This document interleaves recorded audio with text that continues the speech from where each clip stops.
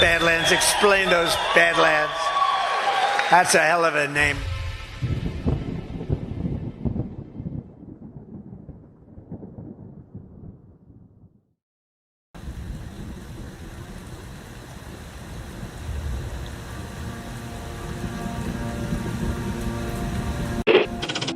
Mr. Vice President, I'm going off script again, I know, but I just want to personally thank you.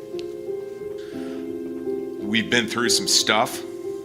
We've gone through some of the most complex military operations this country's ever conducted, and your steady hand and your leadership during those was a great source of strength for me. Thank you for your leadership. Thank you for your character. Thank you for your selfless service. Thank you for commitment. Thank you for being a mentor to me, Mr. Vice President. It's called the swamp. And you know what happened? And you know what I did?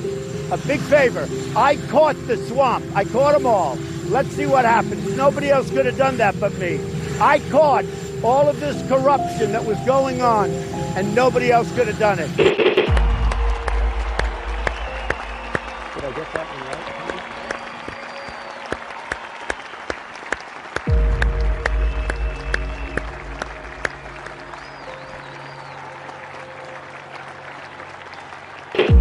Every 4 years, we gather on these steps to carry out the orderly and peaceful transfer of power. Today's ceremony, however, has very special meaning, because today we are not merely transferring power from one administration to another, but we are transferring power from Washington, D.C., and giving it back to you, the people. For too long, a small group in our nation's capital has reaped the rewards of government, while the people have borne the cost. Washington flourished, but the people did not share in its wealth. This American carnage stops right here and stops right now. The forgotten men and women of our country will be forgotten no longer. From this day forward, a new vision will govern our land. From this day forward, it's going to be only America first. This is a president of the United States who is a danger to the republic. America first. He knows he's an illegitimate president. The oath of office I take today is an oath of allegiance to all Americans. The great Trump recovery. America will never be a socialist country. I will fight for you with every breath in my body. Russia, Russian, pro-Russian, Russian, the Russians. Russia. And I will never, ever let you down. A dangerous virus is spreading rapidly in China, and U.S. officials are very worried that it could come here. This is really the worst attack we've ever had. This is worse than Pearl Harbor. This is worse than the World Trade Center. There's never been an attack like this. The time for empty talk is over. Now arrives the hour of action. What they're doing is using COVID to steal an election. Together, we will make America strong again. You know what it's about? Fraud, fake ballots. We will make America wealthy again. They are trying to steal the election. Now, under the leadership of President Trump, we are fully realizing President Kennedy's prescient view of Special Operations Forces. We will make America proud again. And watch, please, those mail-in ballots. We will make America safe again. And in millions and millions of ballots. Their vote is under what they thought they needed. They're dumping more ballots in there, okay? And yes, together, we will make America great again. Thank you. God bless you. If we are right about the fraud, Joe Biden can't be president. Congress, the chair declares the joint session dissolved.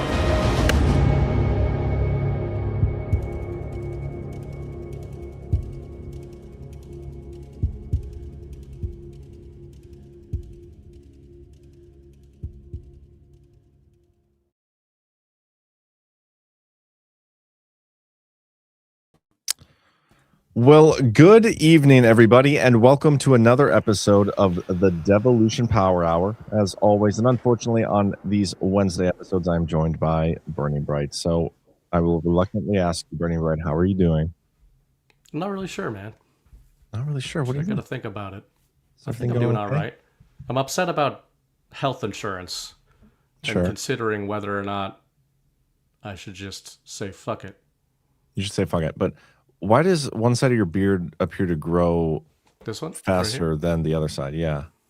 here? I think that's just a poor combing job. I haven't Okay. trimmed the beard up yet. I Good. got a chance to get this trimmed, but it took me about 3 weeks to find the spare hour to go and get that done. And Takes I'm them like, an hour to cut your hair. no, but I go to like a rinky-dink place where there's like 79-year-olds that are cutting the hair, and 98-year-olds are the clientele, and then me.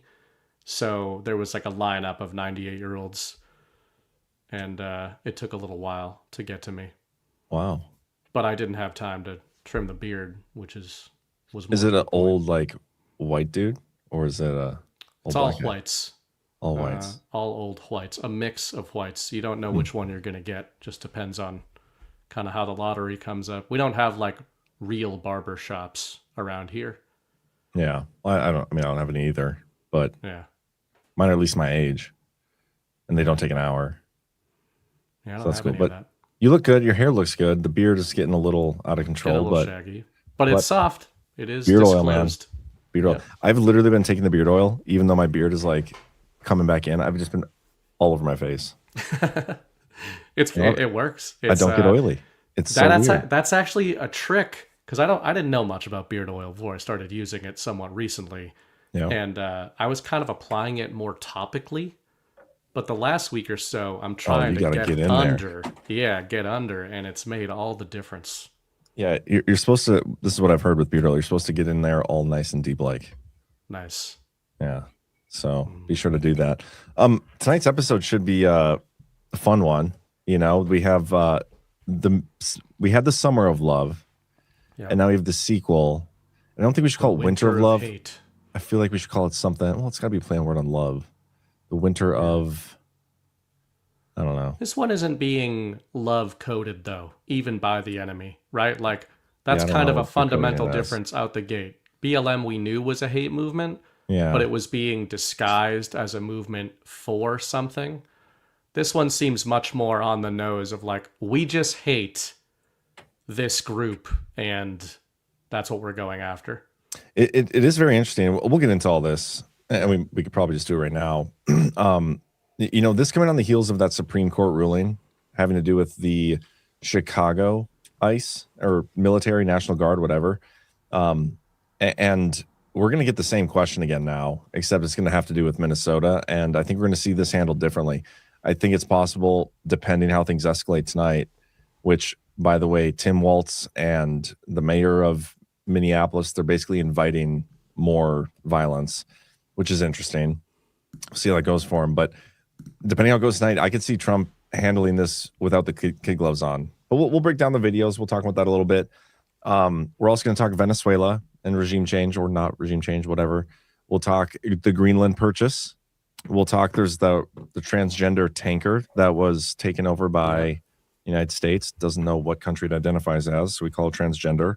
They were politely escorted by our upcoming enemies for World War III. Yeah, we also have a couple true social posts from Trump, which are, some are good, some are funny, some are hypocritical.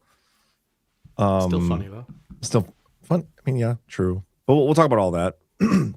I also have an announcement I want to make right off the bat after we get our first ad read in, which I'm pretty excited about. And I think you're pretty excited about it. And I think the audience can be pretty excited about it. So let's do this. Let's get our first sponsor in. It's a new one too. I haven't seen this one before. And then we'll talk about the announcement, and then we'll get into Minnesota The ice. announcement? What? You said the announcement. Did I? Yeah. I don't think Which I feels did. like it could be a word, but I said Is it? announcement. You just heard me. Your earphones cut out. Mm. But okay, first sponsor. Some stories aren't meant to be summarized. They're meant to be felt. When the mind breaks and the body fails, and faith is the one thing left to reach for. Through the frost, I saw him clearer than ever. I knew my story wasn't over. They called it bipolar disorder. I called it a betrayal of my own mind.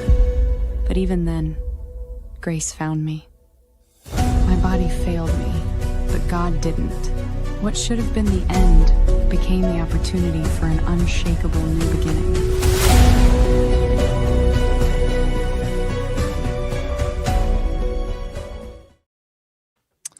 That's certainly interesting. Unshaken by Denise Pimentel is a raw memoir about surviving bipolar disorder, a near-fatal stroke, and rebuilding life through faith in God when everything collapses at once. This is not motivational fluff. It's a real survival story, quiet, honest, and lived. You can find it now in print, ebook, and audiobook at glorifiedwriting.com. Always happy to see independent authors getting out there. Heck yeah. Heck yeah. Apparently the chat is saying I did say announcement, and so we're gonna have to use that as a word moving forward because I have to just own it. Otherwise, you just have to. Otherwise, I'm retarded. That you were wrong. But I wasn't wrong. I said it on purpose, and I'm gonna stand by it. Right. And so, big announcement right now from Badlands Media. We have a new show that's starting next week, and I'm curious. The audience, do you guys have any guesses of who you think the new Badlands host is? The guy starting the show? I gave the gender away. Oh, great. It's a guy. I'm curious. I'll give him like 5 seconds here to throw some guesses in the chat, and then I'll just say it. While they're guessing, well, I don't want to rug pull this announcement. We already made the announcement, but we are starting our Badlands Substack show as well this week. But that's not Everybody it. No. forgot about that. No. Yeah. That's not this announcement. I mean, that is a cool announcement. That'll be good. But this is different. For them to. Yeah. People are saying Dan Bongino, no. It's not anybody we can like pay a bunch of money for or anything. Like Dan Bongino is going to come and do a regular show on Badlands. Neither is Ben Shapiro or Owen Schroyer. No. We have a familiar face. General Quast is going to be starting a Space Revolution show on Badlands. It's going to be a different perspective, good conversations regarding the future of space technology, all sorts of stuff. He's going to be the primary host, obviously. He's going to have a rotating group of Badlanders joining him every week to kind of play skeptic and kick around the topics he wants to talk about. And then also he is going to be bringing his own guests on like every third or fourth week from outside of Badlands. From outer space, most of them. That'd be great if we can ever do set up a studio on the moon and have General Quast take us there and do shows there. That'd be a first, I feel like. Yeah, very exciting. This is starting next Wednesday. It's going to be every Wednesdays at 6 p.m. Eastern. So going to fill a little void that we have in the schedule. It's going to be, I'm really excited about it. I think it's going to be really good and something nobody's really doing. Nobody's really talking about from the perspective he is. So yeah. I'm interested in this. I mean, first of all, General Quast, as we all know, is not only a great guy, but a great communicator. So brilliant. Absolutely brilliant. Yeah. And, we always see him and hear him responding to either our conversations or audience conversations. And, it's going to be, obviously he'll get up at a guard and initiate something, but that's usually, initiating something to us or to Badlands. And I think this is kind of going to be interesting to see what does he want to talk about. And of course, I will overanalyze the timing of when and why he wants to talk about certain things, especially when we've got a lot of, interesting stuff going on. You and I try to talk about this stuff as best we can when it comes to energy and nuclear and space. So I know it's space, but as General Quast has talked about for years now, it's all related to energy and a lot of this new golden age, maybe the infrastructure of the golden age. So I wouldn't expect just an outer space show. No, it's going to be, I feel like, pretty wide ranging, bunch of different topics, different, more micro topics having to do with space and energy in the future and whatnot. And plus his military background is just, you probably won't find many people with more experience than him. So next Wednesday, January 14th is going to be the first show. Chris Paul is going to be the first one doing a show with him. And then I think I'm going to be on the next week. Then I think you, Burning Bright. Yep. Then Zach, then Brad. And then we've opened it up to like pretty much everybody in Badlands getting an opportunity to sign up for the schedule. So it's gonna be good. It's gonna be fun. So make sure you guys tune in, and we'll be talking about it, promoting it, leading up to his first show. So, all right, man. Should we talk Minnesota? Have you been following like what's gone? I read up on it over the last couple hours. I mean, it's a big story. It's a really big story. I always use a easy indicator of that. Like my normie indicator is on my other feed in my other job. It's nobody related to this world. And when those people are all talking about something, I know that an op is going on because that's the point of it. And, the only reason it's not to say that this isn't important, because I think it is, but I think maybe sometimes our responses are like, we're not as excited about topics like this as some of the other ones we'll discuss tonight. But I think it's just because it's a rerun, right? It's an actual, but we can all see the engineering, and that's my major takeaway from the jump is that I think everyone, or at least a lot more people, can see the engineering now than maybe the last time around with these sorts of things. Yeah, it's really easy to see through the agenda and like the goals here of what the left wants. I mean, if you think about where the left is at geopolitically and even domestically with everything going on, everything Trump's been implementing, they are totally flat-footed and they're kind of screwed. I mean, they need something to help fabricate the consensus that, there is people in this country that aren't supportive of Trump's agenda. And if you look at the Summer of Love that we had with George Floyd, to me, that was a lot of fabricated and probably even paid agitation to make it seem like, there was real support against Trump. And that's why we got Biden, winning the stolen election. They're trying to do the same thing here. They had these protesters there. They were being confronted by ICE. They're trying to interfere in ICE's operations. And she made a stupid mistake driving at an officer, and the officer responded how I would respond if I wasn't probably in the same situation. Like, you're defending yourself. You have every right to do that. These people are interfering. You're supposed to wait until the vehicle makes contact with your body, John. I'm pretty sure he did. I think he fired. Yeah, I think he actually did, yeah. You're right. Contact was made. And I have some videos here. This is kind of long, but let me play it. Pulled up. Get that out of here. Maybe I can fast forward to the good part.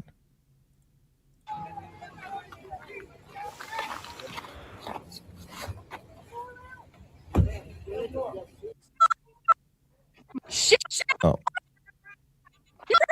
Let me find the part where they shot her, actually. Did I miss it? You are fucking criminals! You're fucking Not yet. criminals! This just sounds like standard issue meltdown. Oh, somebody looks dead right there. No, I missed it. What the heck? They must have skipped the part of the actual shooting in this video. This is afterwards, yeah. This looks like the aftermath. Well, let me find a different one. My bad, guys. I mean, here's a slow-mo. I might have it.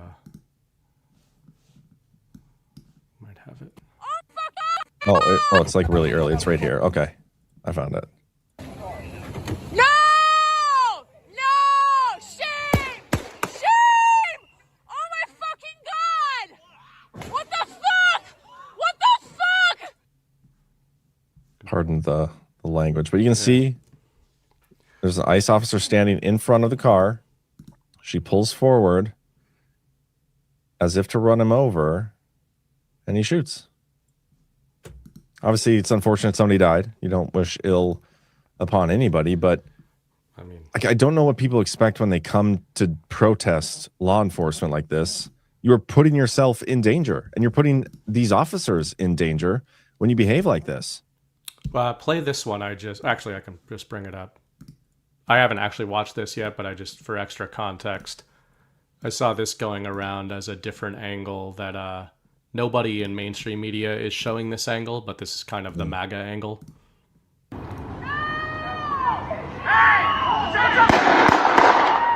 So that the car does hit him before he shoots. You can kind of, let me slow it down. 0.25. I'll mute it because it's annoying. All right. This is the car. Yep. And this is him. Yeah, I can see very clearly. It's such a good zoomed in angle here. Yeah. Yeah, hits him. Yeah. Push him out of the way a little bit. And I mean, we can be real about the situation too. Like, yeah. Is it possible he pulled the trigger pretty quickly there? Like, yeah, she was, turning, it appeared like after the fact, but still, you don't know that when you're that officer. You have somebody in a car right in front of you coming at you. Instincts kind of kick in, and it's fight or flight for you in that moment. And again, it never would have happened if she was following. I've heard this anyway. I've seen this reported. She was like following them around all day in her car, trying to interfere and stuff. And that was like the goal. Some lesbian from Colorado, Ash told me, she sent me a text on that. I don't know if that changes the story or anything for you guys, but it shouldn't. The situation's unfortunate. It happened, but I don't know how anybody can like defend her actions and what she's doing and not defend what the police officer is doing in that moment. Like, you're going to protect yourself. And I feel like anybody in that situation do the same thing.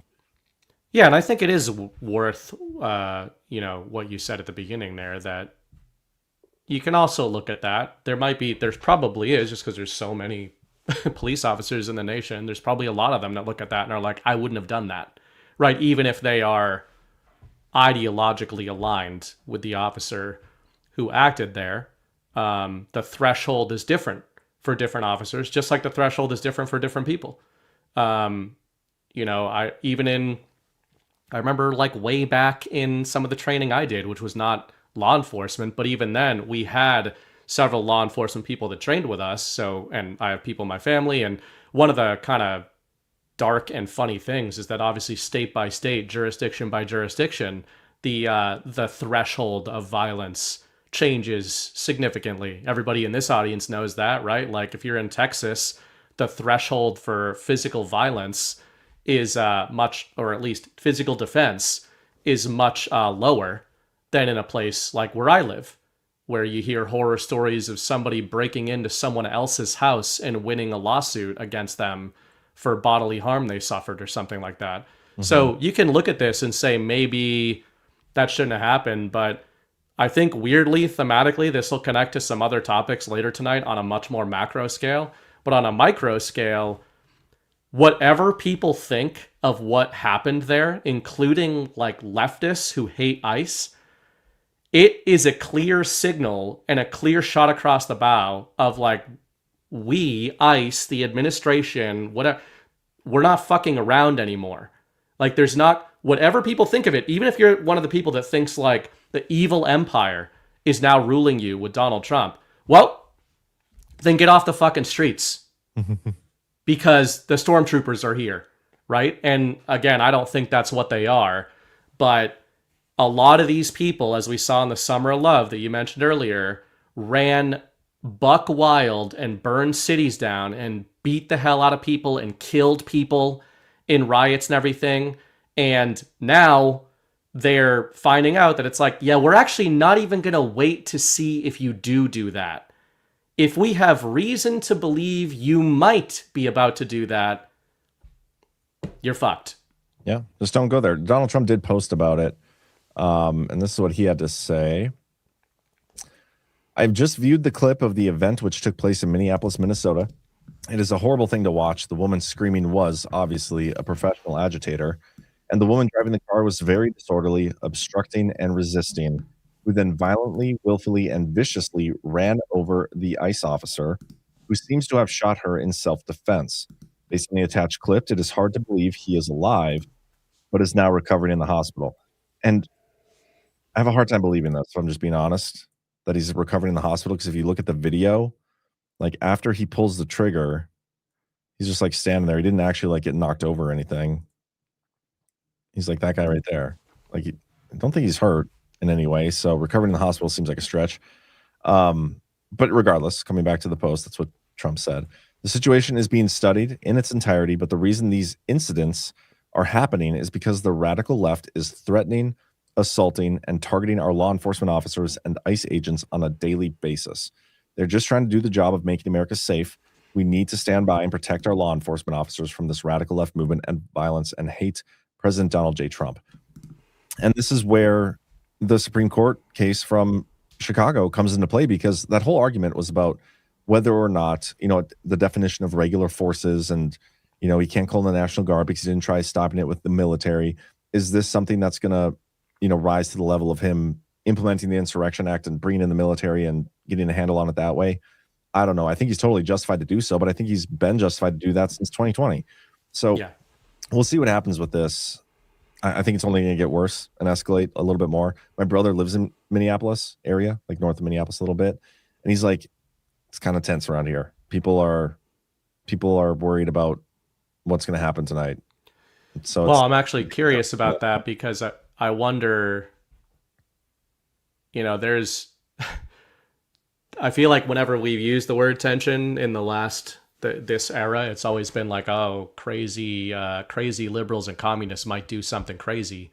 But there seems to be a temperature now where I think civilians are going to act a lot differently in that situation if it happens again in Minneapolis, right? Not just officers, but like that you don't need an officer shooting somebody to disincentivize a lot of these NGO networks if civilians are pretty fed up with people terrorizing their neighborhoods.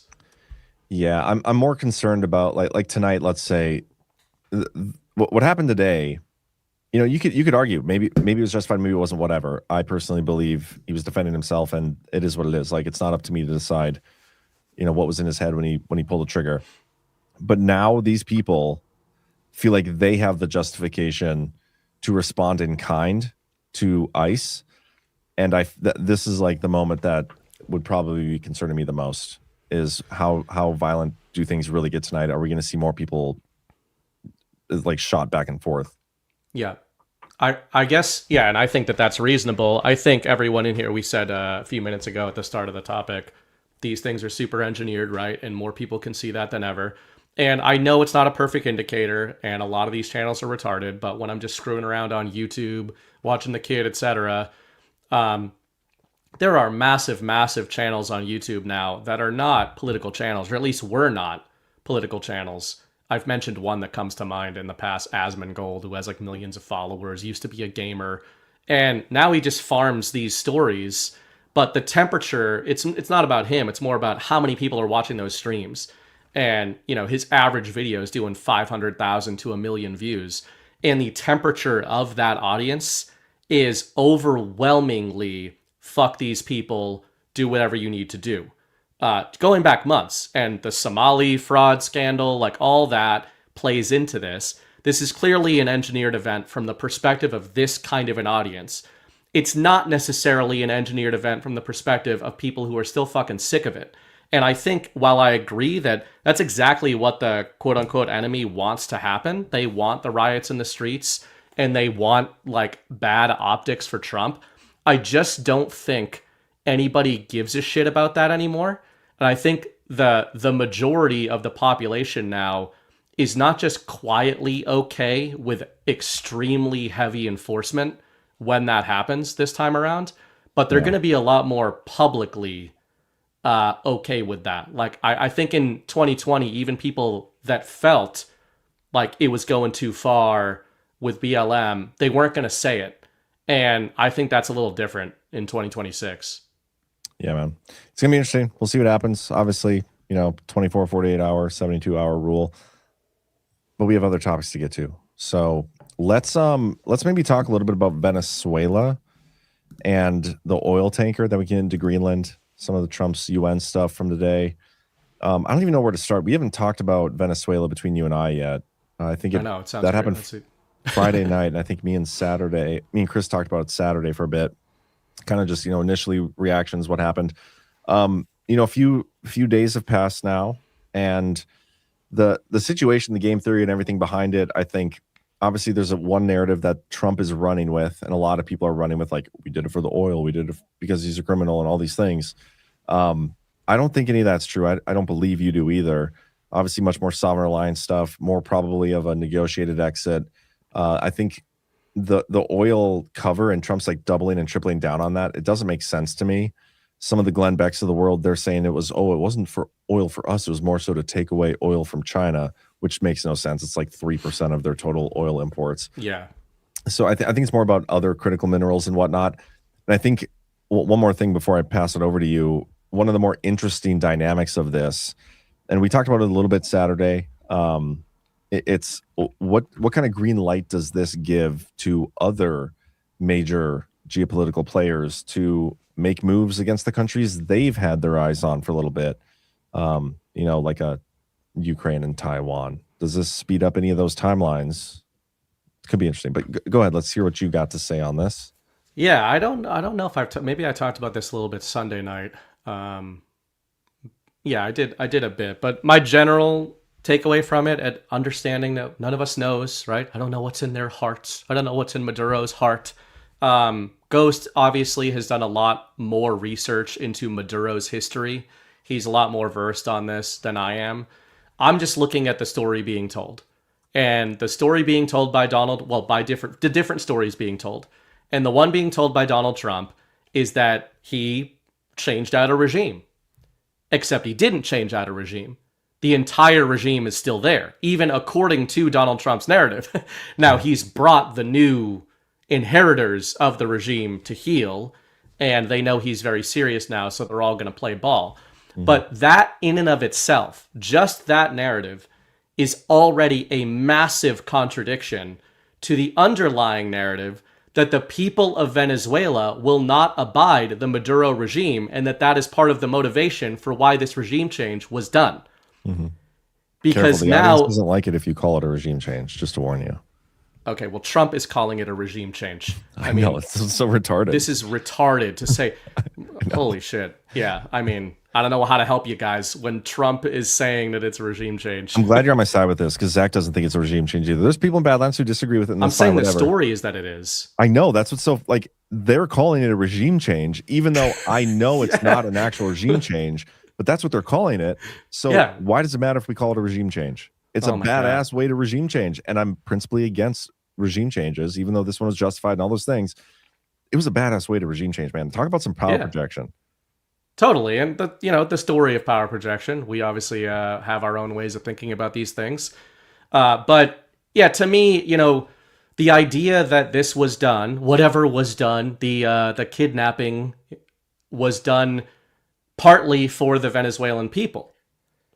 And yet the Trump administration directly, and the media even, are saying that the reason the Maduro regime is still in place, just without Maduro, is for stability. So the country was destabilized because of the Maduro regime, but we need to keep the Maduro regime in place for the stability of the country, just without Maduro there, right? So that's number one. Number two is, I've been writing about this all week and probably making people mad that I'm not looking at the replies for, but I don't read it right anyway. So. And I'm not the only one saying this. Ghost and I'm sure you and Chris on Saturday. Another reverse indicator to me that was huge signal out of Trump was when he was asked about Maria Corina Machado, the Nobel Prize winner, that we talked about a month ago. And he said, no, she's not going to be the one.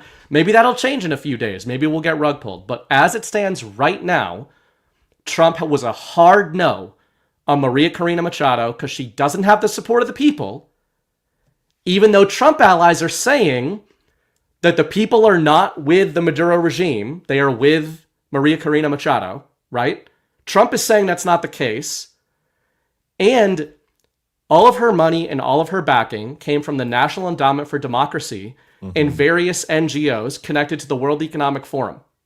All of it. She literally came to prominence in the Venezuelan political scene by running an election integrity company called Sumate, which was funded by the NGOs that fund our election apparatus that people in this audience have been engaging with for the last decade. and Kane Khan and Ash have been done a lot of reporting on. One of those organizations, USAID, money was going to her, right? So Nobel Prize winner, National Endowment for Democracy, USAID. And what does she do in the last couple days? I think yesterday or the day before. She's making the rounds in the media calling for a second regime change on Rodriguez because the first one wasn't enough. And to wrap that up, that's why my takeaway is that Donald Trump executed a fake regime change to stop the real regime change that was going to install Maria Corina Machado as the communist leader of Venezuela, or the democracy leader of Venezuela. Because now, as you're seeing in the public narrative, even if you think Maduro is evil, bad man, bad, the public narrative is that, well, he's out and Trump is in control. So we don't need another regime change. It's okay. And now they're having to try to forward that narrative that, like, this isn't enough. We need more. We need the Civil War. I think Chris has been saying that we didn't get. Yeah, I had Ash on my daily show. I can't remember if that was Tuesday or Monday. I think it was yesterday. And we talked about this. We showed the John Bolton clip where he's like, pro regime change, but this wasn't the regime change we wanted. Like, we got to get Maria Corina Machado in there or whatever. And he was like super pissed about it. But it is interesting because, like, yeah, Trump says she doesn't have the support of the people, but he leaves in the second in command for Maduro. Well, does that mean that that person had the will of consent of the people, like the support of the people? And if that's the case, wouldn't that have meant Maduro himself had the support of the people? No, only as VP, John. It's just super weird. Like, I don't understand the logic there, but there's a lot of logical inconsistencies with the whole story, which is why we believe it's bullshit and have been examining it as such and expecting it for a while now. I didn't expect it to take this form in terms of this surgical, we'll just kidnap you in the middle of the night and bring you here. That was interesting. But still, it's a funny dynamic because right on the heels of that, he's like, oh yeah, we're going to Cuba, we're going to Mexico, we're going to all these other places, we're going to regime change the shit out of everybody now. Everybody gets a regime change, but I'm going to buy Greenland. Like, that one, we'll just use money. But the rest of them, they left military on the table. One of them said yesterday, I forget who it was, which I don't think will happen. And I want to be clear that I also find it funny that people get mad, even if they disagree with this. Like, you might think Maduro was you might be right that he was an evil dictator. Like, G-Money thinks that. Okay. He knows Venezuelans and they think he's an evil dictator, because we can definitely trust what any American says about Donald Trump. And if we ask them. So anyway, that might be true, right? Everything that we're seeing might be true. We're talking about it from the perspective of a rug pulled regime, or at least I am. You certainly don't believe the central narrative. My read on the central narrative is that it's a good thing. I'm saying that the regime change rug pull is good because I think it intercepted. I mean, where's all my Q people? The captain steered us into the path of the torpedo before it could arm itself. That's the first thing I thought of when I started seeing when Ghost was posting the videos of Machado talking about a new regime change days after the last one. And I went, okay, so obviously this was the plan at some point down there. And even if it was a justified quote-unquote regime change, the way that Machado and her backers, meaning the globalist superstate, does these things is mass casualty events. And mass chaos events, right? So even if you do think Maduro was horrible, this surgical strike, as you put it, the kidnapping is perfect. But to me, none of it adds up, and I think it's a good thing. It's a narrative interception to me that blocked them off. And you can see, I think you could see even in the first 24 to 48 hours, part of the reason it was so confusing, I think, even for a lot of InfoWar people, is the mainstream media didn't seem to know what narrative stance to take on the back of it. Because they were like, well, we want Maduro out, but the plan, my theory is that they all know the plan was supposed to be Machado in there. And since that wasn't what was happening, I think the media was like, well, we did want Maduro out, but this isn't the way we wanted him out. Yeah. Well, I mean, think logically about this too. You are going in to, fix a problem, whatever the problem you want to sell Venezuela as being. And there's lots of legitimate problems that were going on in that country. It's like it's the Ukraine of our hemisphere. It's a hub of corruption, all sorts of bad shit going on. whatever. But okay, so you take Maduro out there to fix a problem, but you leave literally everything else the same. But you're telling us that like this fixes the problem now. We got him out of there, but everybody else that he brought on board, everybody in this inner circle, all the military and everybody, all the control and power structures down there are going to remain the same. So was Maduro really the guy causing all the drug trafficking, all the issues, all the oil stuff and everything? And can you really control it now with just him out of the picture? Like, it has to be something else because the story just doesn't make sense. If you leave everything else the same, even if you can like get the person to pinky promise that they're going to be nice and do all the things you want them to do, it's a little risky. But I hear the arguments, leaving the other people there, the second in command, the VP, like what's going to keep the country more stable. It's a different approach. We'll see if it works. The country that was on the verge of rebelling against that regime is going to be kept more stable by that regime. Exactly. Again, remaining in place. It's a contradiction, but yeah. That's why we know that we're not getting the whole story here. Yeah. I mean, we always know we're not getting the whole story. We might never get the whole story because this could play out perfectly, and we never need to know exactly what went on here and that it was a negotiated exit. They'll never need to have to tell us that. But I don't know. We'll see, man. It's so interesting, and I'm curious what they do next. Like which country's next? Because I feel like it would be hard to pull off this same story and this same operation again, because if it did happen the way they're telling us it happened, there's no way any other country would allow it to happen again, I'm assuming. Yeah, well, my take on that, I think the term that I use all the time that's coming to mind the most on this story is narrative shielding, and I think it goes in many different directions. I think we have to get to a sponsor, but maybe after that, I can dish on that when it comes to Russia and China that you mentioned. But before that, the other countries we're talking about here, Colombia, I think you mentioned Colombia, Mexico, Greenland. Cuba, maybe. Cuba. So let's leave Greenland out of it, because we can get to that in a bit maybe. But the South American countries, the narrative is such right now that to people who do not believe this was some kind of rug pull and don't think that there's anything sovereign alliance going on here, they're just conservatives engaging with Trump did something badass. They now believe that the Maduro regime has fallen in line due to the threat that Trump has proven he will make good on, right? Mm-hmm. So there's a reasonable story to be told for the Colombian leadership, the Mexican leadership, and the Cuban leadership to just say like, okay.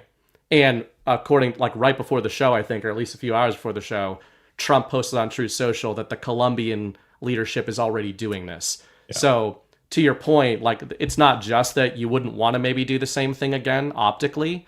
He doesn't need to do the same thing again because according to the narrative, Colombia is like, okay, I believe you. I believe that you're going to do this to me if I don't get in line. So I promise to stop being evil now.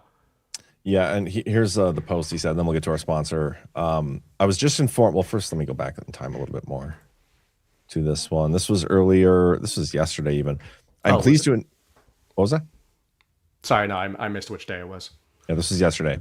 I'm pleased to announce that the interim authorities in Venezuela will be turning over between 30 and 50 million barrels of high-quality sanctioned oil to the United States of America. This oil will be sold at its market price, and that money will be controlled by me as President of the United States of America to ensure it is used to benefit the people of Venezuela and the United States. I've asked Energy Secretary Chris Wright to execute this plan immediately.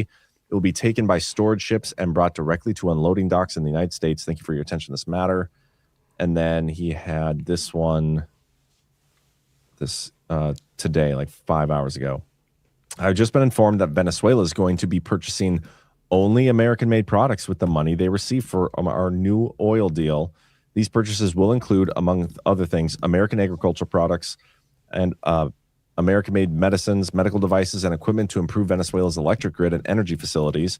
In other words, Venezuela is committing to doing business with the United States of America as their principal partner, a wise choice and a very good thing for the people of Venezuela and the United States. Thank you for your attention to this matter. When I read stuff like this, Trump didn't just find out like, oh my gosh, Venezuela is being so kind. They're going to purchase our products. No, This was the deal. Like, hey, we're going to take Maduro, or this maybe Maduro negotiated this whole thing too. We don't know. But whoever's left, this is how they're going to handle things. And you have no choice in the matter. If they can't do it, we'll go to the next one. We'll go to the vice president and then the assistant to the vice president. Yeah. We'll just keep going down the line until you get somebody to play ball. Exactly. I think this is the deals are done refrain. I'm certainly a big believer in that. And you get to have that either way. You get to have that if you think Maduro was evil bad man, evil bad dancing man. Trump accurately described him as a very violent man who stole his dance moves, which we were commenting on about a month ago. We thought that was an interesting mirror there. Yeah. So Trump obviously noticed, and according to the New York Times, that was actually a primary motivation behind why this all happened in the first place. Yeah. But I think the deals are done. This grants another narrative term is translations, and this is a great way to reasonably translate why we're all of a sudden doing all kinds of deals with Venezuela, right? Like we're doing energy deals with them, we're doing trade deals with them because the regime swapped out. Yeah. And to me, as a Sovereign Alliance believer and believing, I'm not as hard ironclad on Maduro as I am on guys like Putin and Xi, but I certainly, Ghost has made compelling arguments for that. Nothing in this narrative is dissuading me from the notion that he's potentially helping here. I saw people in chat saying Venezuelan devolution. It's kind of funny. Yeah. But if that was true, if it was true that Maduro was somehow cutting deals with Trump in the back end, I think patriots understand that some of these characters, some of these figures, even if they are working with them, they are irredeemable to the collective mind because of the amount of damage that has been done to them for a decade by these NGOs that have been doing nothing but that. I think the only reason that leaders like Putin and Xi kind of skate on that is because the collective mind understands that they are so powerful that you can't do something like this to them. So Trump gets to be pragmatic with Russia and China, but he gets to leverage control and power over these smaller nations. Yeah, certainly interesting. We'll move on from this topic. I know we got another sponsor to get to and a few other things. So let's talk real quick about some CBD from CB Distillery. What if your only resolution this year was to get better sleep? Just imagine how much more energy you'd have. You'd handle stress better. Pretty much all your goals would be easier, right? That's why the smart way to start 2026 is with CBD from CB Distillery. Get this, over 90% of CBD customers say they sleep better with CBD. That's pretty tough to beat. And when you sleep better, everything feels easier. And CB Distillery has options for more than just sleep. They have solutions for stress relief, mood, and pain after workouts. You can shop by benefits, so it's easy to find what you're looking for. Everything from CB Distillery is premium quality, third-party tested, and free of artificial dyes or fillers. They have over 2 million happy customers and a 100% money-back guarantee. So if you're ready to start the year off right, go to cbdistillery.com and use code DPH for 25% off. That's cbdistillery.com, promo code DPH. Specific product availability depends on individual state regulations. I do have a real anecdote about this, by the way. Let's because I just got some this week. So this is the real anecdotes. Oh, wait, that's the wrong one. This is the one. I meant to show the sh one, which implies sleepingness. And it's obviously supposed to be like a relaxation kind of sleep, calm down thing. I have a lot of trouble sleeping, as I've discussed. Same. You're before. A parent, too. I mean, it's... Yeah. But I have taken melatonin before in the past, and it fucks me up. Like I don't feel anything that night, but the next day, I basically can't wake up. Melatonin is weird, man. Like, I get weird dreams if I ever take melatonin. Me too. So I thought this was going to hit me that way, but I was like, I'll give it a try, and I'll just talk about the other ones if they work for me. And I took it last night. I slept really well. I did have dreams, but I don't mind that because I think dreams are cool. But then I woke up feeling very fine. I didn't have grogginess or anything like that, which was kind of my concern. So just if anybody's concerned that they're going to feel weird, definitely not like a psychoactive type of thing. Sure. Did you follow your dreams that you had? I don't remember. So they must not have been that cool. Yeah. It's okay, man. Just follow your dreams. That's the coolest thing when you're a kid and you have a couple dreams that what do they call them? Waking dreams? Oh, yeah. Well, which ones? There's the ones where you're paralyzed. Like if I used to get that. I mean, waking dreams, or at least the way I'm describing it, the good version of that is when you realize you're dreaming and you're like, what if I can fly? And then you can. Oh. It's pretty awesome. Yeah. I used to have this recurring nightmare. It was once a month, and I had it for 3 or 4 years. I don't know when it stopped. I don't know why it stopped. But I was at my grade school, and I was all alone. It was at night, like all the lights are off except for every now and then, you have a light on in the doorway or hallway light or something. There's a Catholic grade school I went to, and there was nuns that lived like nearby, and we had one of our teachers was like this 95-year-old nun, and she's like 95 years old. Like, no offense, when you get that old, your skin gets a little scary. You look a little scary, especially to like somebody who's in first grade. And my dream was like not just her, but an enlarged version of her head was just chasing me around the school, like in nightmarish fashion, and I had to run away. And I sort of every month for a long ass time, I had this dream. That's scared the shit out of me. And then that was like when I was younger. It went away for a long time, and then I had it again, like within the last couple of years, like a couple months in a row. It was just crazy stuff, man. Anyway, sorry. I used to have that too. Not the same. I used to dream that I was in John's Catholic school, and this no, I used to have recurring dreams. Chasing him, and I had the paralysis once, and I had waking dreams where that was brutal. Because that's when you wake up and the images from your dreams just follow you into your bedroom. Oh, I've never had that. Brutal. But the paralyzing that went ones, away. Those are so weird because I feel like I can't breathe. Yeah. I can't move or anything. It's like, holy shit, did I just become paralyzed? Yeah.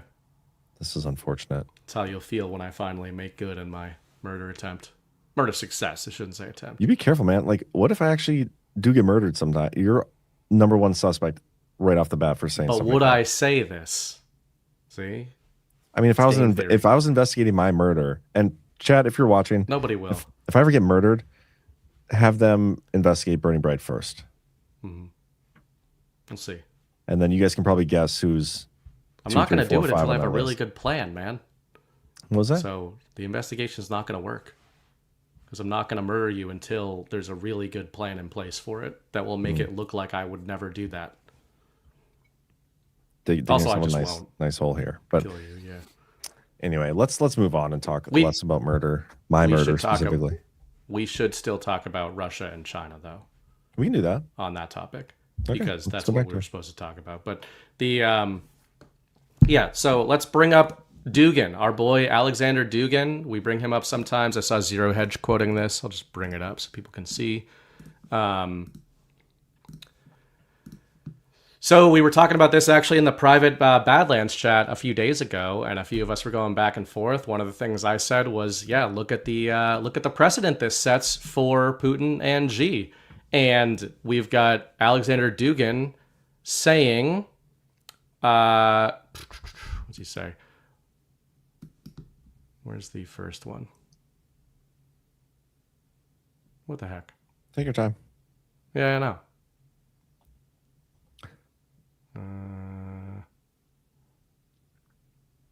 The show is devolving. People are saying, I agree. What the hell? So unorganized. Oh, okay. Here we go. The quote for us. Quote from Dugin. The capture of Maduro demonstrates that international law no longer exists. Only the law of force applies. He said, framing this as a call for Russia to begin moving faster in Ukraine, quote, at an accelerated pace.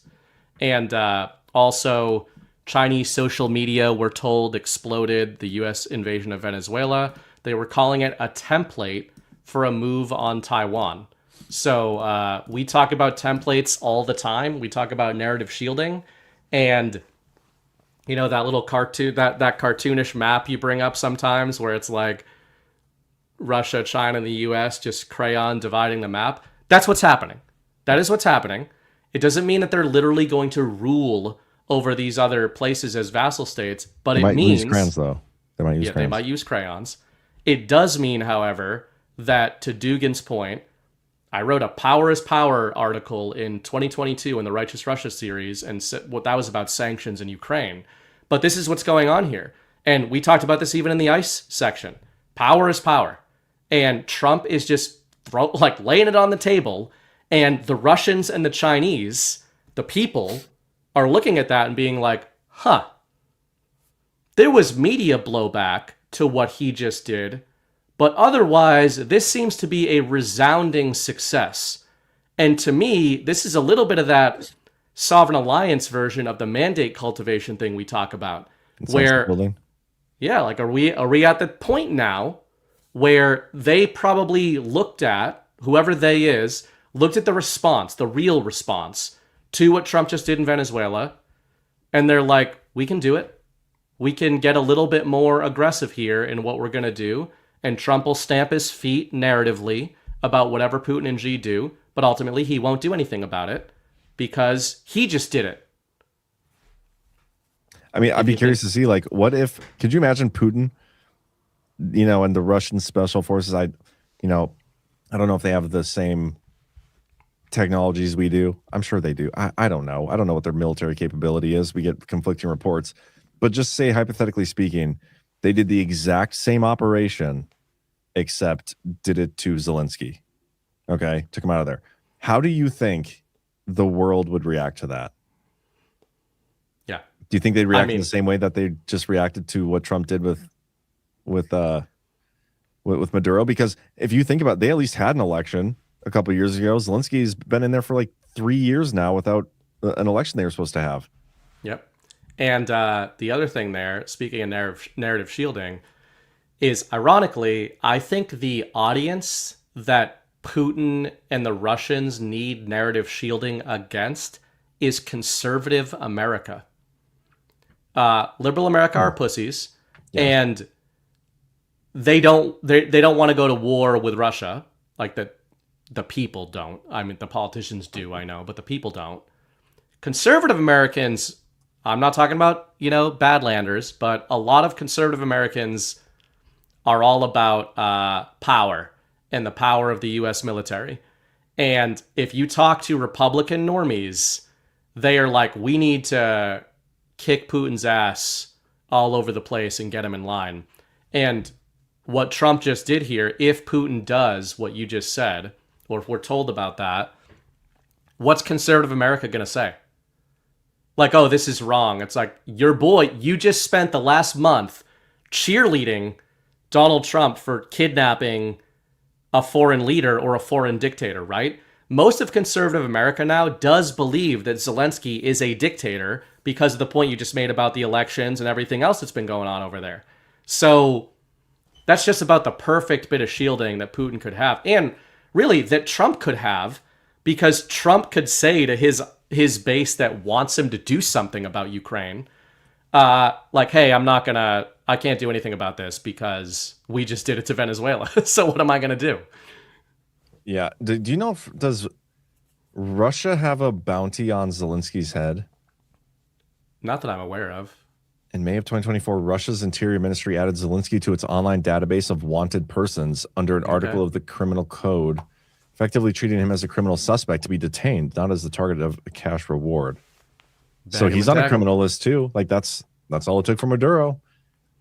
So I don't know. It's interesting, man. Like, people are, when you said conservatives, they like love the military might. It is weird to me, this whole Maduro situation, because I feel like people are conflicted over it. Like, they feel the need to have to defend everything Trump does and have to defend this action. When, like, I love the show of strength. I think the story we're being told is bullshit.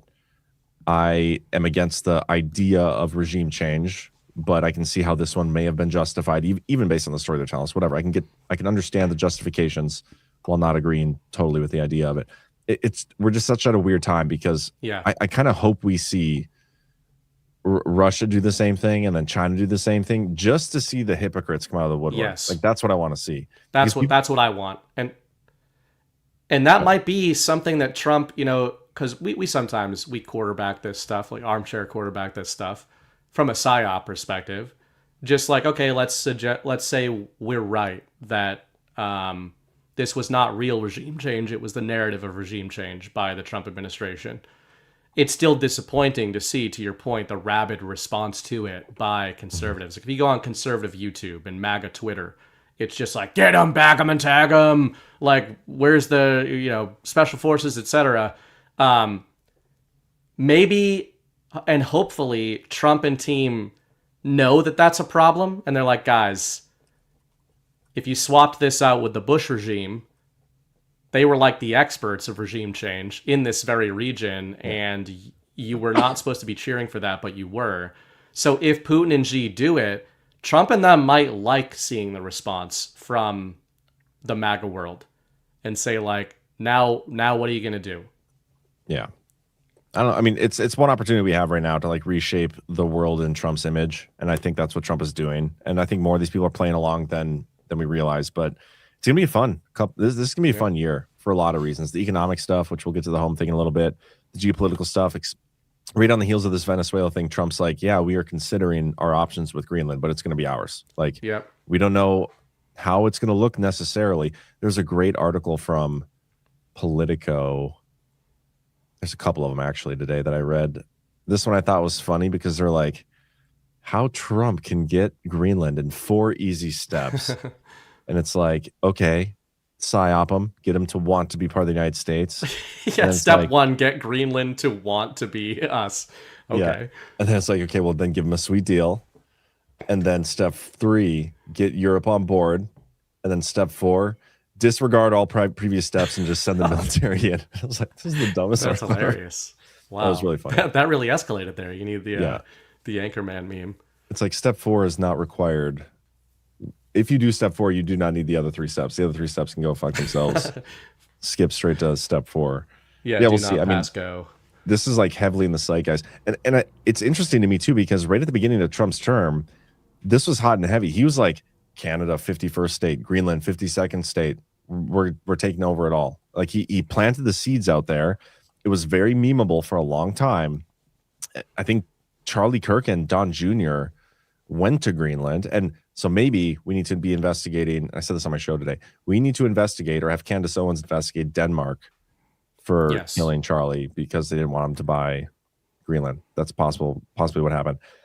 But it's come back around. The Charlie Kirk clones are created and in ice in Greenland. That'd be a great place to keep all the clones, right? Oh, I mean, everybody knows that there's the Biden clones, and like, where do you think they keep them, guys? They don't keep them like in Kansas.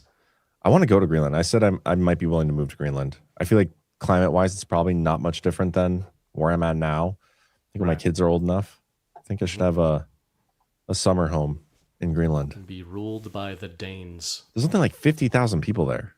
Well, obviously at that point it's going to be American. So right. It does really feel like we're all just going. It's just going to be America, and it's going to be really, really big. I was saying in our chat the other night, and these sovereign state movements kind of pick up and go down every now and again in various countries, but there's obviously separatists in a lot of Western countries, and one of them is Canada. But I happened to, maybe it was because my in-laws were down, I was kind of doing some reading on this a few days ago, and there's more steam to that on an actual level than there has been in the past. At least according to the people organizing it in Alberta. You've got actual Alberta politicians saying, like, we are in discussions with the Trump administration over whether or not they would recognize us if we secede. And according to them, they've been given assurances by the Trump administration that, yes, we will recognize you. So, we're looking at, I think, a total breakup of the current zeitgeist in the Western Hemisphere. I think I saw somebody in the chat earlier, I think it was Spetzel, I want to say, said there was a ballot measure in which they are trying to join the United States and it passed. But I think the one that's actually out there is like, do you agree that they should basically cease to be a part of Canada and become their own independent state? I think that's the one. That's the one that I'm talking about, and that's the one that they feel is legitimate, like that they feel is legitimately has a chance. I think it's late 2026, October, that's on the ballot in Alberta. So what does that mean? Fake elections, etc. But that what I've seen is they want to be recognized as a sovereign territory. Elections are no longer fake. We took on Maduro. I've been told by everybody. You're right. Well, Maduro out of there, the Canadian elections are saved too, I think. All elections. Speaking of I think Canada, we fixed elections now. We did fix elections, which is why Canadian globalist handler Chrystia Freeland just fled to Ukraine and is now a top advisor to Zelensky, according to the Central Narrative. She of the Nazi bloodline. Sorry, how do you take off clouds on Google Earth? Does anybody know how to do that? I don't know. Base map settings, maybe satellite. I want. This looks very fake. Well, yeah, I don't think it's live, like live satellite viewing. But okay, this will work. That's clearly real. Yeah, so Venezuela down here, right? Got that. Yep. It says Colombia next. This is what I think is interesting. We got Alaska already. Yep. We got the United Get States. the bridge going. We're going to get Greenland. And then right here in the middle of all that, it's like United States, United States, United States. There's going to be this huge gap. Yeah. It's like, let's just why don't you just, become United States. Look at zoom in there on vote. Alberta and Saskatchewan are the two that are from what I understand, they might even join together as a sovereign territory. So you've got that's Saskatchewan there, and then to the left is Alberta.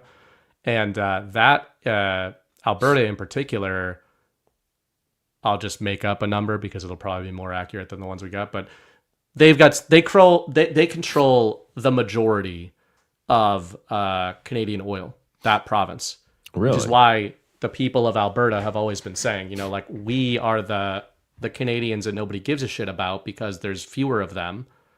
They're highly conservative, etc. Canada is essentially ruled like an iron fist by Ontario, which is vast majority of the population, the most authoritarian, highest taxes, all that kind of stuff.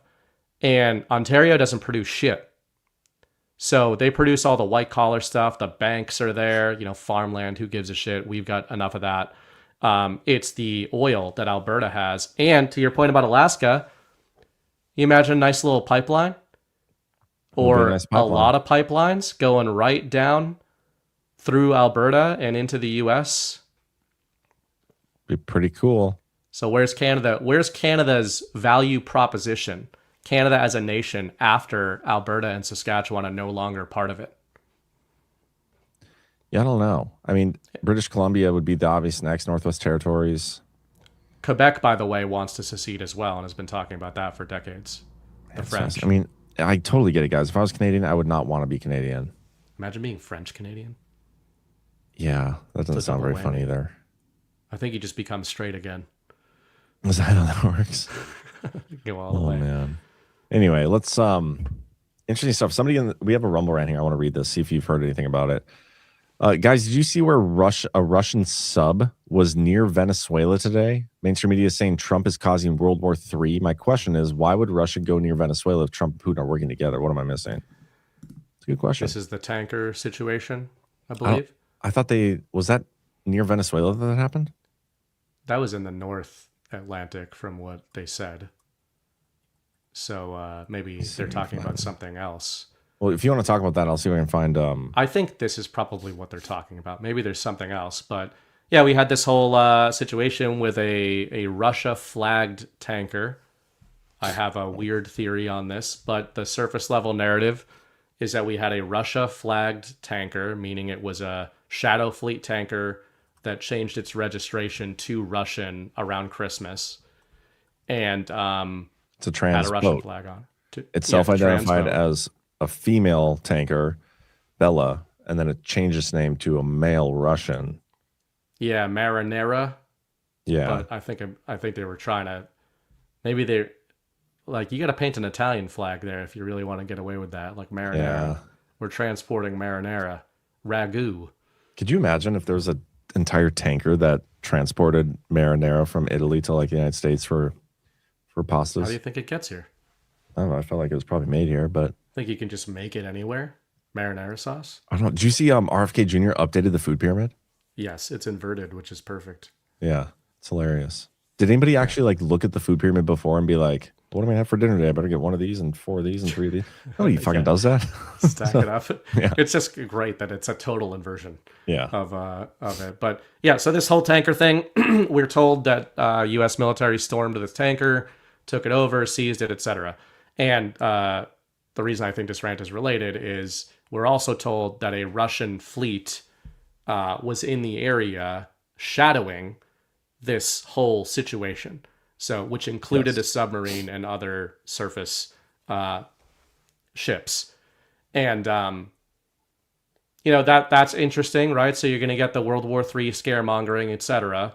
Love it. But where I go to with it, believing the Sovereign Alliance as a baseline, is, man, even the Wall Street Journal had to explain using the language false flagging is a common practice with Shadow Fleet tankers. So you've got an Atlantic Shadow Fleet false flagging itself to look Russian, the US military going and, commandeering this ship while the Russian military and submarines shadow them but do not engage.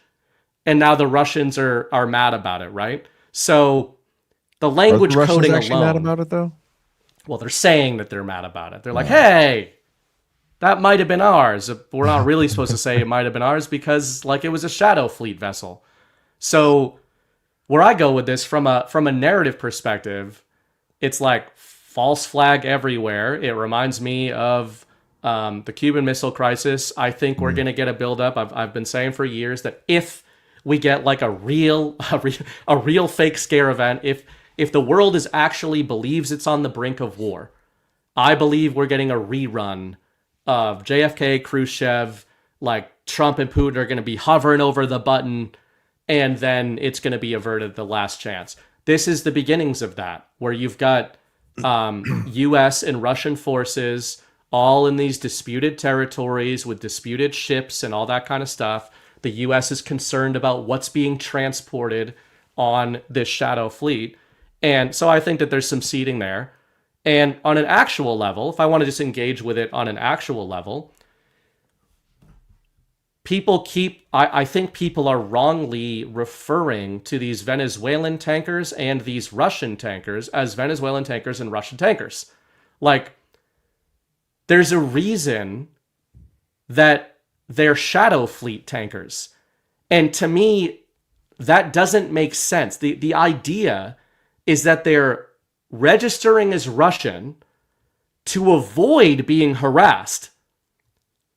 So if Russia thought that Russian tankers wouldn't be harassed, why wouldn't they just go get what they need from Venezuela with Russian tankers? Yeah. Well, the point is it's to avoid sanctions. So it's oil that's supposed to be sanctioned. And so they think if they sneak it out and get it somewhere else where they can essentially launder it to avoid the sanctions, it's like clean oil now. And so they use the shadow tankers to do that. But they're publicly masquerading as Russian. So it's if you're that boat, maybe you've done some jobs for the Russians in the past and now you're picking up some Venezuelan oil and all you have left on your boat is shit. We only have a Canadian flag and a Russian flag. So we got to use one of them. Which one will the United States be more afraid to board? And maybe the Russians were just there to hey guys, that's not our ship. We just want to let you know. So we followed it. We've recognized that this is not ours. You can have your way with it. But I was going to make a point about the false flags. You said something about the reruns and the Cuban Missile Crisis. It also makes me think of and more directly of the Gulf of Tonkin incident. Yes. We've had a couple stories over the past 5-6 years where it's this looks like something that could potentially spark off the World War III that we know the globalists would want, but that Trump and all these people are trying to avoid. I'm thinking of the pipeline getting blown up, the Nord Stream. I feel like there's a couple more. All these drone hits and stuff that go on. I don't believe Russia actually sent the drones to Ukraine. Vice versa. The time that Ukraine literally shot missiles into Poland, another instance. One of these times, I think it would be beneficial for society as a whole for a false flag attempt to take place, like a Gulf of Tonkin incident, but in almost real time be exposed as these are the globalists. This wasn't actually Russia or anybody who did it. Was these guys. These guys are the enemy, Europe or NATO or somebody. That is literally that's my ideal template. When I wrote a scare event article in 2022 and, about nuclear template. And, this past year, most of my writing has been on the invisible enemy and that being NATO and everything, which there's some topics about that as well. But yeah, I totally agree. It's not just that I think a scare event is necessary because I want everybody mad at Russia or happy that Trump and Putin made peace. That's a big part of it. You get the catharsis of them making peace at the end of it. But I totally agree that the prime directive is for everybody to be pointing the guns at each other in the central narrative, and then everyone realizes, oh, we weren't the enemy, that was the enemy the whole time. This is a trope, by the way, in comic book films and the comic book medium, which are like the most publicly digestible narratives that are going internationally over the last 20 years. A super common trope in superhero movies is you get one superhero who's a good guy and another superhero, both going after the same guy, but neither of them knows who each other is, and they inevitably fight each other until they realize who the bad guy is, who's been pulling the strings, right? Like every superhero movie that has a team up in it, you're going to see that every time. Yeah. And I think that's pretty much what Trump and Putin are going to do. Like, oh, let me at him. And it's like, wait, that isn't my boat. That wasn't my missile. And it was these other guys. And that's why, to go back to the point I made on the false flagging and the narrative coding and everything here, it's a Shadow Fleet tanker that's not a Russian tanker, which is why all the mainstream media headlines, they're being clever, but they have to say a Russian flagged tanker was boarded, right? So if you want to even play with a completely unsubstantiated theory, but to your point about a false flag attempt in the future, what's being transported on these tankers? Like, if you could look at this instead of all narrative as saying the enemy, the globalist enemy, knows that they are porked here, right? They can see the moves being made with Venezuela, with Ukraine, with Taiwan, and all the rest of it. They can see NATO being broken up. They're all but confirming this with a national security strategy. So what do you want to have happen?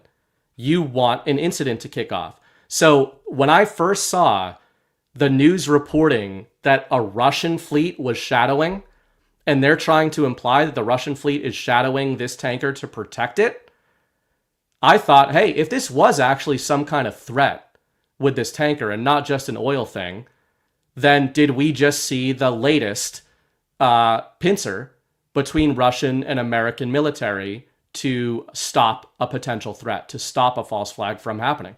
Like, we're never going to know, or we might never know, but it's entirely possible that that's the type of stuff that's happening here. And that's why that's why both militaries are on the lookout right now for these shadow fleets that don't belong to any nation. You know, we talk about oil and everything. It's like, what would really be dangerous being carried on in these shadow fleets? Probably ballistic missiles or whatever the hell else, nukes, if you think that's in the offing. So I would totally believe that if the enemy has any cards left to play on an actual level, that's the ultimate red button card that they have left to play. Yeah.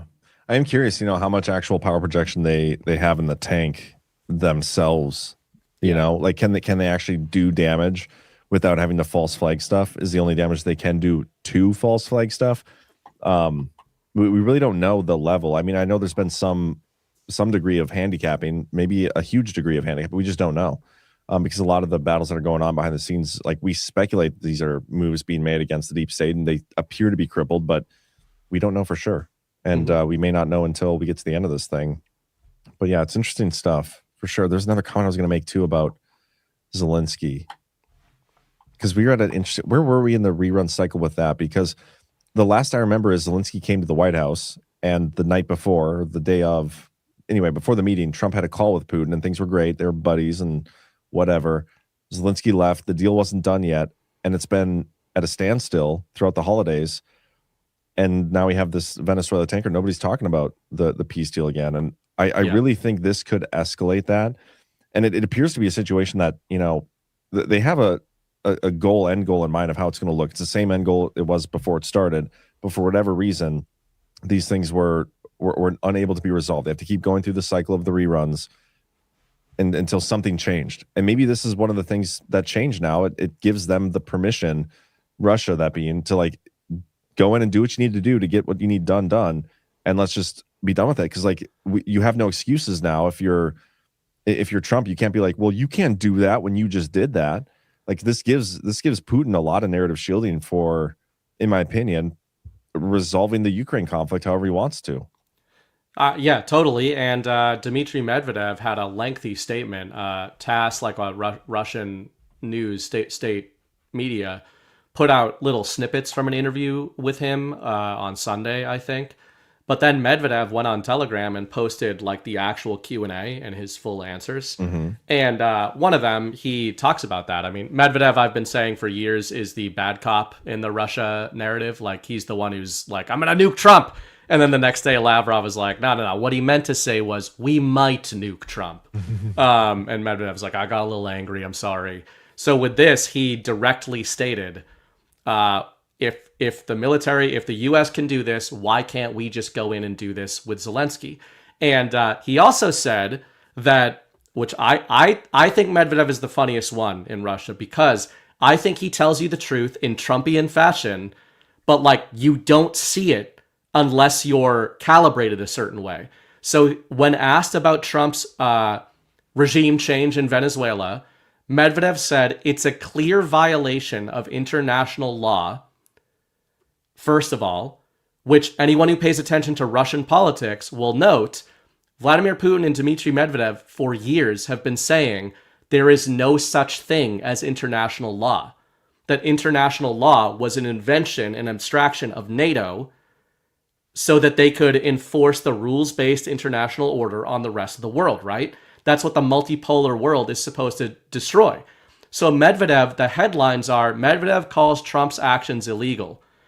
Yeah, but Medvedev doesn't believe those laws are viable. Yeah. So he doesn't care.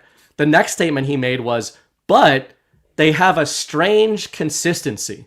Trump's actions have a strange consistency. And he said, Trump is doing what is necessary for the support of his people, for the preservation and prosperity of his people. So we should do the same thing. So he's laying this out. And he went one step further and said, we might even want to go grab Merz while we're at it, since he's a Nazi. And Merz is the leader of Germany. So was he legitimately elected? Because apparently that's all that it takes. As long as you can say they're illegitimate, regime changes are okay. Bag him and tag him. Bag him and tag him. The Russians saved us from the Nazis once. Maybe they will do it again. Maybe they are. That's what they said they're doing. Yep. Real quick, guys, I want to read a quick promo, little ad spot from Rumble Studio. Pretty excited about this one as well because it has to do with Bitcoin, cryptocurrency. Rumble Wallet, guys, it's here. It's here for you. They can cancel your accounts, freeze your cards, decide what you're allowed to buy, say, or support. Big banks and financial institutions have total control, and they love to use it. That's why financial independence matters more now than ever.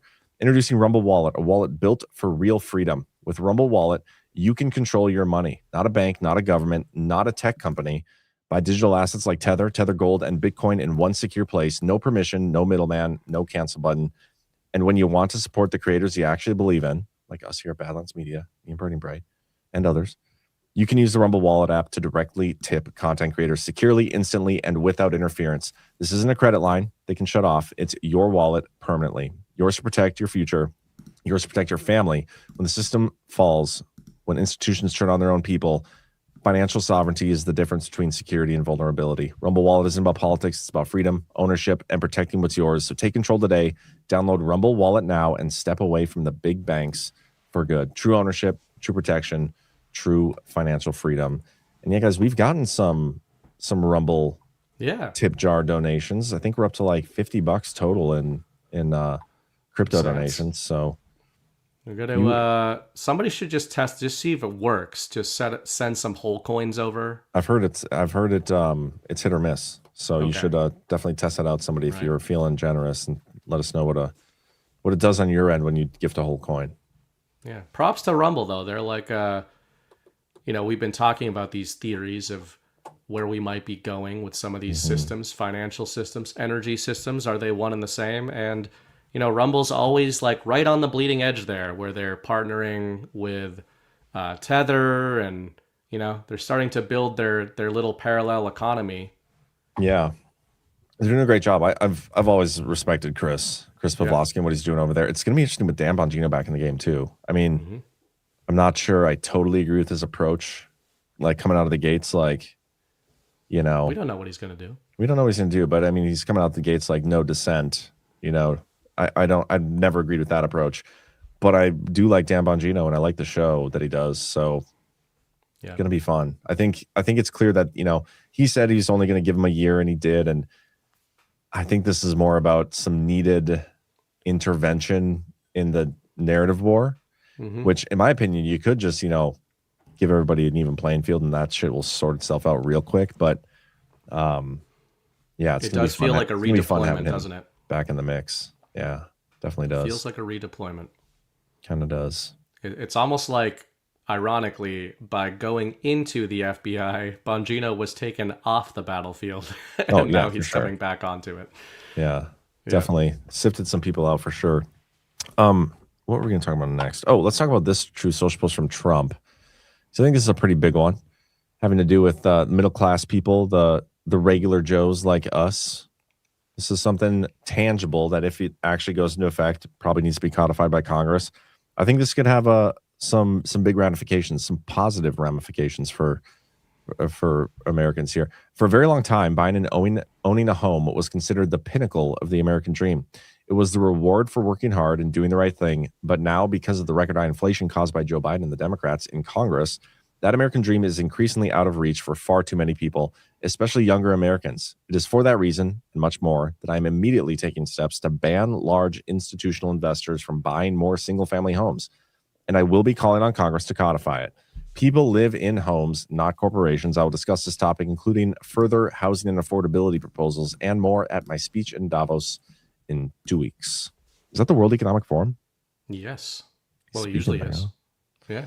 Lame. But the house thing here is pretty based. I mean, we've been, not just us at Badlands, but people generally been calling like, hey, let's get rid of these, you know, large institutions buying up single family homes, driving the prices up. You and I talked about this like 3 weeks ago or something. Yeah. And we're kind of game theorying out like what could they do. You know, obviously nothing has helped so far. Nothing's really been done so far specifically about housing. And yeah, like that's a banger of a post.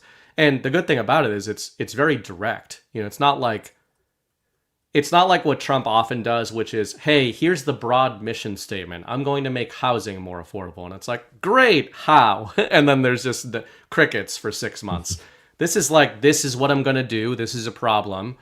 And I loved it. I mean, it is, I don't even think we mentioned the institutional purchasers at that time in that discussion. But yeah, many would argue, people who study this stuff way closer than I do, would say it's the number one cause of housing inflation in the U.S. because you're competing with financial institutions. Well, it is interesting too, because the conversation we had about this a couple of weeks ago was Trump saying, you know, we're kind of in a little bit of a pickle here because home prices going up, like that helps people who own their home, the older generation. A lot of people, that's their net worth. It's in their home. So if we lower the prices, we're lowering the net worth of a lot of Americans. But also, if we don't lower the prices, first-time home buyers can't get into homes. And right now, the average age of a first-time home buyer is freaking 40 years old, which is insanity. That is not the American dream. So he's clearly chosen in this moment, like, okay, we need to do something about the home prices. This is something that it's a wrong being corrected here, wrong being righted. Like the company should not have been buying single family homes in the first place. I think that's wrong, and renting them out like that. But then what does this do for like the Airbnb stuff? Like, can individuals own single family homes and rent them out? Yeah. So the way I actually think the reason this is so brilliant is because to your point about not wanting to to Trump's point about not wanting to destroy the asset value of Americans. Trump's point. Yeah. Yeah. We talked about, the reason we kind of hit a wall in that discussion is we were like, well, how can you do both? And I think the answer is you can't fully do both, right? You can't make housing way more affordable and keep people's asset values high that have those assets and are vested in them. But if you're on more of a transition window, this will work. What I don't think is going to happen is the administration is going to seize properties that have been purchased by these financial institutions. Because you could argue if they did that, let's say they flooded the market. They were like, these are BlackRock homes, plus most of those are rented. Like, that's why rent prices are so crazy. So you can't just kick tenants out, right? So even if they wanted to do that, it'd be a bad thing. But for people that have these assets, it would also be a bad thing because you'd flood the market with new supply instantly, which would be horrible, a huge disruption event, for more than half of society, even if you benefit from it in the short term. What this, I think, is going to do is it's going to be going forward. And all the other moves the Trump administration is making on an actual level is all about energy costs, building costs, regulations, like cutting red tape. Who is that targeted toward? It's manufacturers, American companies, builders. They're trying to get rates down. That's primarily going to be a 2026 drive, right? So the builders are going to start bringing supply into the market, but they can only do that at such a pace. All of those homes, I think, is where this is going to kick off and why you're going to get this natural and accelerated competition going off between the new housing supply and the existing institutional housing supply, where the BlackRock homes are all going to, let's say they've got a tenant that's paying $2,500 a month and the house should be worth, $1,500 a month.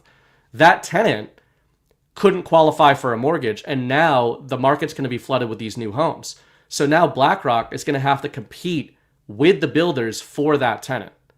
And I think that's kind of, Trump's a big free market guy. Yeah. So rather than just rug pulling a whole industry, I think he's going to be like, no, BlackRock, you still keep your portfolio, but now you're going to be competing with all the new supply that's coming on board that's going to be getting into the same market.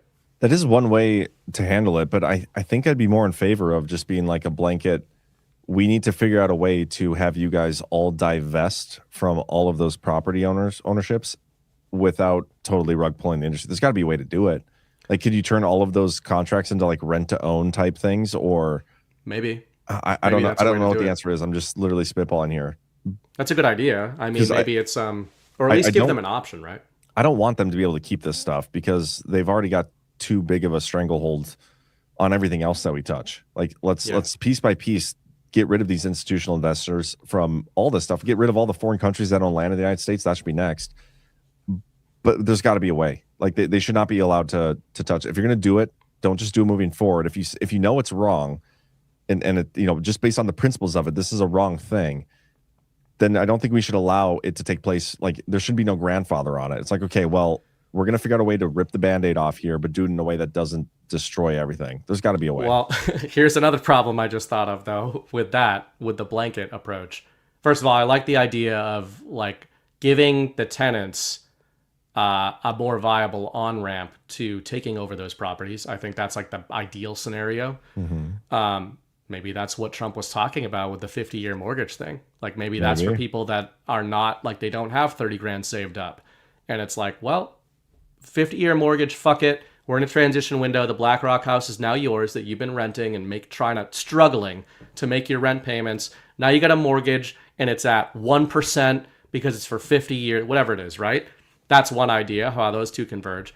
But the problem with a total rug pull, besides market-wise, is I don't know what the percentage is, but if you do look up the percentage of 401ks and American retirement savings that are indirectly invested in the housing market, that housing market is owned by BlackRock, right? And BlackRock manages those retirement accounts. I don't think BlackRock owns that many homes. Like, I think that's a misconception. I think it's Blackstone. But regardless, your point is... Well, it's the same. They're all invested in each other, right? Like, if you look at those maps people put together, economists put together of these institutions, it's a circular loop. That's a lot of the, what's the movie? The Big Short talks about that. Like, the reason the stock market crashed isn't just because housing prices crashed. It's when housing prices crash, the stock market crashes because the stock market is invested in the institutions that own all the houses. Yeah. So, you can't, if you try to pay Peter to pay Paul, whatever the fuck that is, rob Peter to pay Paul, you're going to end up destroying not just the asset value retirements of boomers, you're going to destroy their monetary retirements because they don't know that our audience does, but like mom and dad don't know that their 401, they're like, I have my house value and my 401k. Those are the same pool of money on the public market. So if you rug one of them, you rug an entire generation, which just so happens to be the biggest generation in American history. So you can't do that, which is why I think you need a managed transition. Yeah, I mean, you can do it. It just won't be pretty. Yeah, that's why I don't know what the answer is here. Is it the 50-year mortgage? Do you phase it out somehow?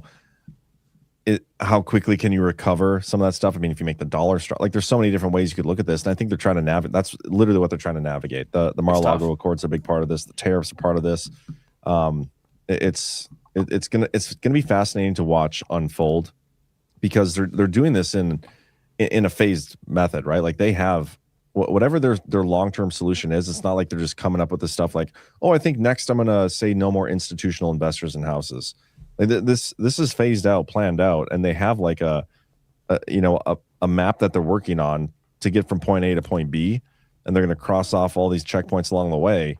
And so I'm curious what the next checkpoint is, because I think that'll, every time we get a new checkpoint on the way to the point B, we're going to figure out what point B actually is and what it looks like, because we're going to get more context to like how we're getting there. So I think it's going to be fun to watch. This next year, I think, is going to be a big economic year and should be pretty interesting. Yeah, and just speaking from just direct what I'm dealing with right now, entering 2026, the health insurance thing is a massive thing that Trump is talking about. Yeah, and, some of this stuff we doesn't direct, it depends on what stage of life you're in, how these different things affect you. For me personally, with my, we just lost our insurance. Well, we chose to lose our insurance through an employer. And that means I had to go onto the public market and holy shit. For pretty shitty insurance, I am literally paying the same as my mortgage that my family lives in to have insurance. And I can like barely do that. But, the conversation is already starting on January 7th in our household of, do we need this? Do we want this? And, that's why I am interested in, to your point, like if point B is a massive reduction in health insurance costs, what is the path there? And I don't think we have a lot of clarity on that. I know Trump is saying like, oh, give the money to the people to shop for their own plans, but it's like, all right, well, what does that look like? When does that happen? A lot of people who are paying these premiums are wondering. Well, it's not just the insurance companies. There's so many layers to this. Just like there's so many layers to every problem. Our insurance companies, there's like monopolies there. The pricing is insane. It's also stupid, but there's also issues with our healthcare industry and how that is handled and the prices on all that stuff. Like a freaking tongue depressor is like $6 or something, right? Like the amount they charge on this stuff, the way they can charge you one price when you have insurance versus another price when you don't have insurance. Yep. That's fucking I've seen criminal. people in chat talking about that. It's insanity. Like the whole thing is ass backwards, and the whole thing is meant to benefit the insurance companies and the politicians and the lobbyists and all these people. It doesn't actually benefit us. And so that's an entire another institution that needs to be revamped. Like, in my opinion, scrap it all and start from scratch. I don't know what that looks like, but it's all out of whack. Everything is out of whack. They put the fear of God in you because, I'm not saying people are wrong, but people give me advice and they're like, just don't do it, right? Just do the direct pay because you get different rates. And that's true. That's obviously true, what you said, right? But I'm not saying I'm right, but the reason they put fear in you, especially when you got a family, is I'm actually somebody who has had significant medical issues. And I've seen the bills they send the insurance company, right? So like the direct pay people are like, oh, well, if you go to the emergency room, it's only going to cost this much. And if you have insurance, it's going to cost this much. It's like, yeah, well, what if you need whatever ongoing medication that like I needed last year and it's a certain amount of money? It might be that you're going to be fine either way, but I've seen the medical bills and I don't know if it's just because it's insurance. It's a big leap of faith to take if you're like, as long as you haven't had any major medical events or ongoing issues, I think it's easier to say, just deal with the direct pay rates. And it's like, okay, well, what if you break your leg? What if you need 6 months of physical therapy, which is what I needed 3 years ago? Is that direct pay, right? Is the is the physio place that I went to just going to take a direct pay rate when all their other customers are paying them an insurance rate? Why would they ever do that for me? So that's why I think this is such a systemic issue, like the housing issue, where you do have to go after the insurance companies, because then the hospitals and everything, to your point, can't charge those rates because the insurance companies can't pay them. Yeah, I mean, you could just not be a little bitch too. I hear that helps, but that varies case by case. But this is what I'm saying, guys. You need to build a compound. We'll have one of you band leaders got to be a doctor, and you'll be the community doctor.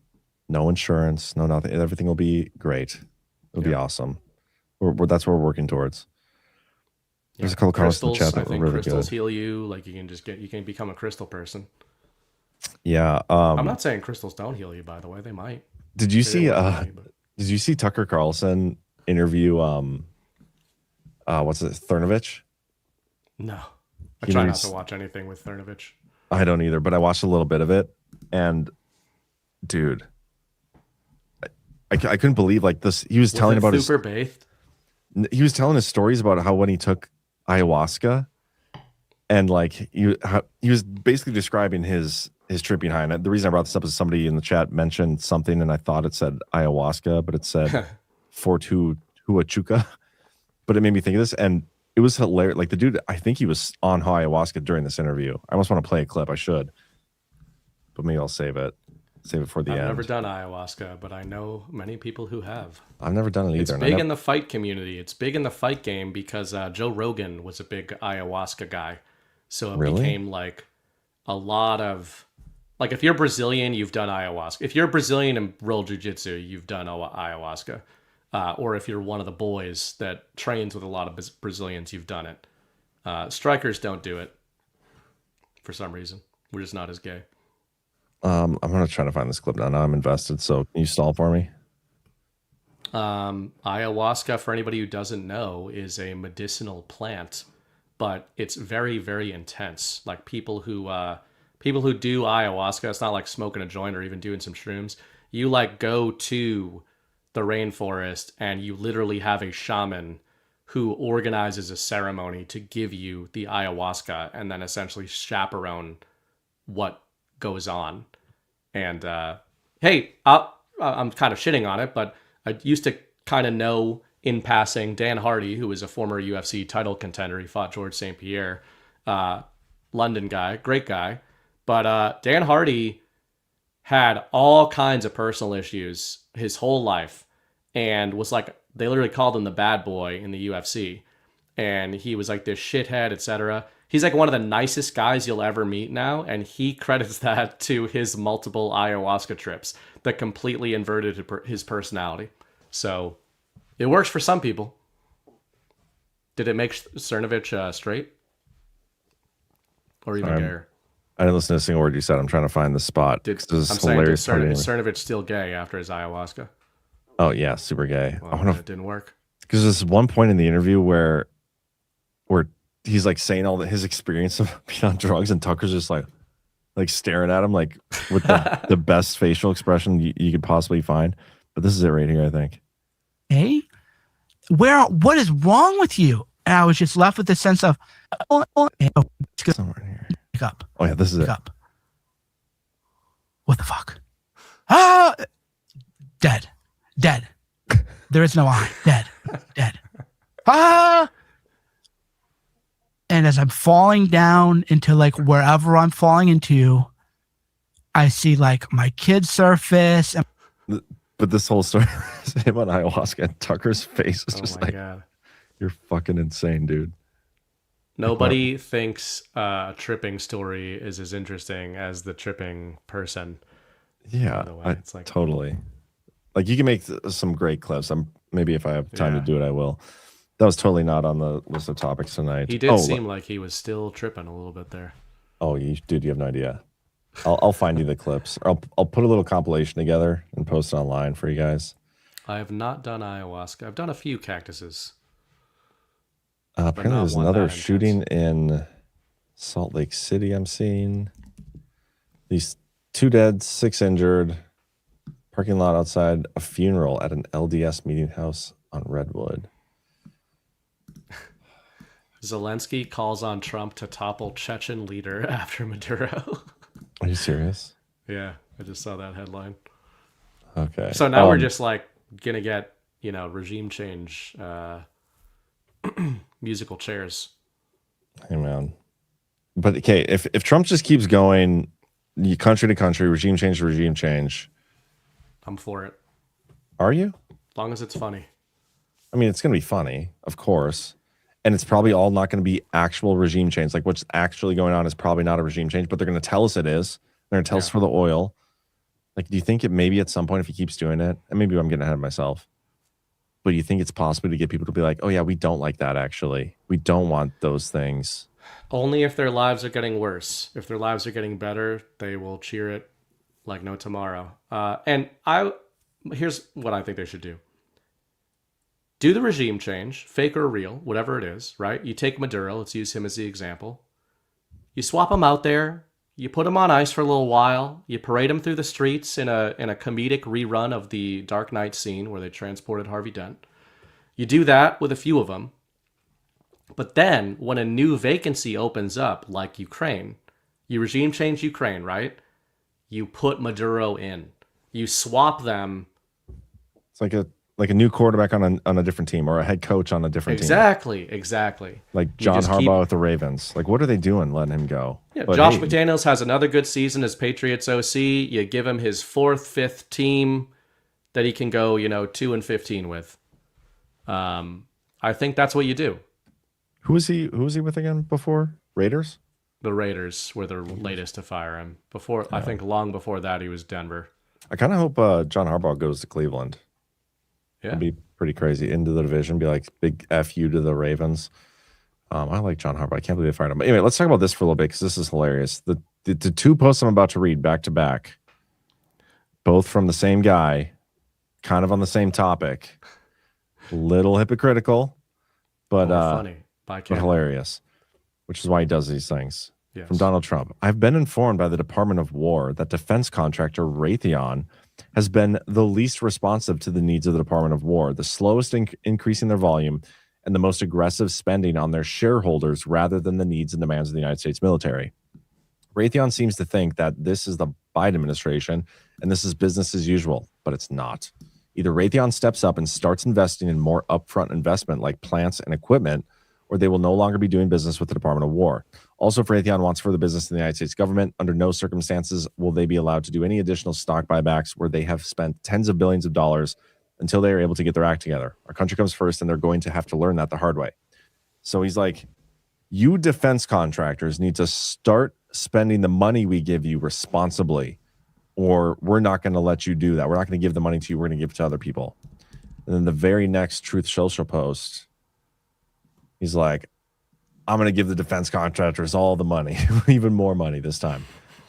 After long and difficult negotiations with senators, congressmen, secretaries, and other political representatives, I've determined that for the good of the country, especially in these very troubled and dangerous times, our military budget for the year 2027 should not be $1 trillion, but rather $1.5 trillion. This will allow us to build the dream military, probably a waking dream military, that we have long been entitled to, and more importantly, that will keep us safe and secure, regardless of foe. If it weren't for the tremendous numbers being produced by terrorists from other countries, many of which in the past have ripped off the United States at levels never seen before, I would stay at the $1 trillion number. But because of tariffs and the tremendous income that they bring, amounts being generated, that would have been unthinkable in the past, especially just 1 year ago during the sleepy Joe Biden administration, the worst president in the history of our country.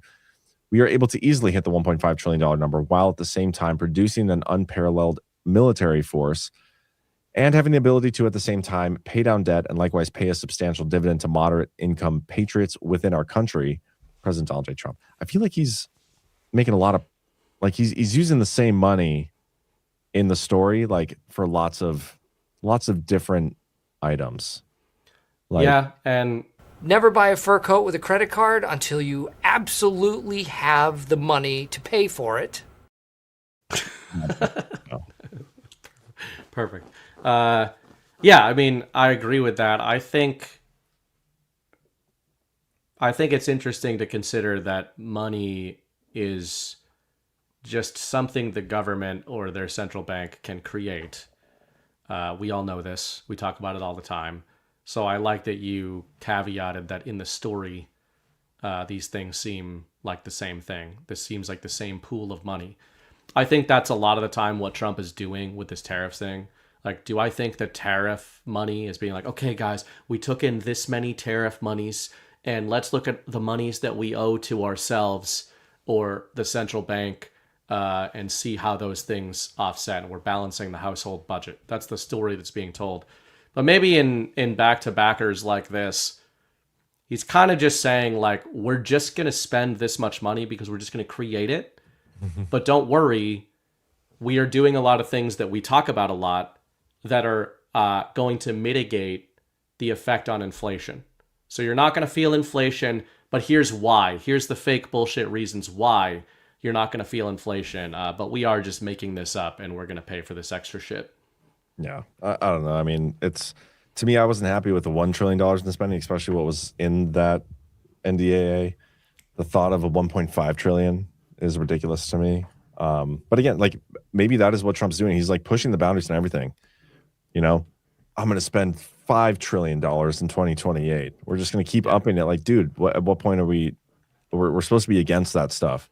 Like, are conservatives cheering 1.5 trillion in defense spending now? Like, is that what we're doing? Really? Doesn't seem too conservative to me. I will say I do not socialize with many people these days outside of Badlands, but I had like how you caveat with that. Yeah, I have no friends.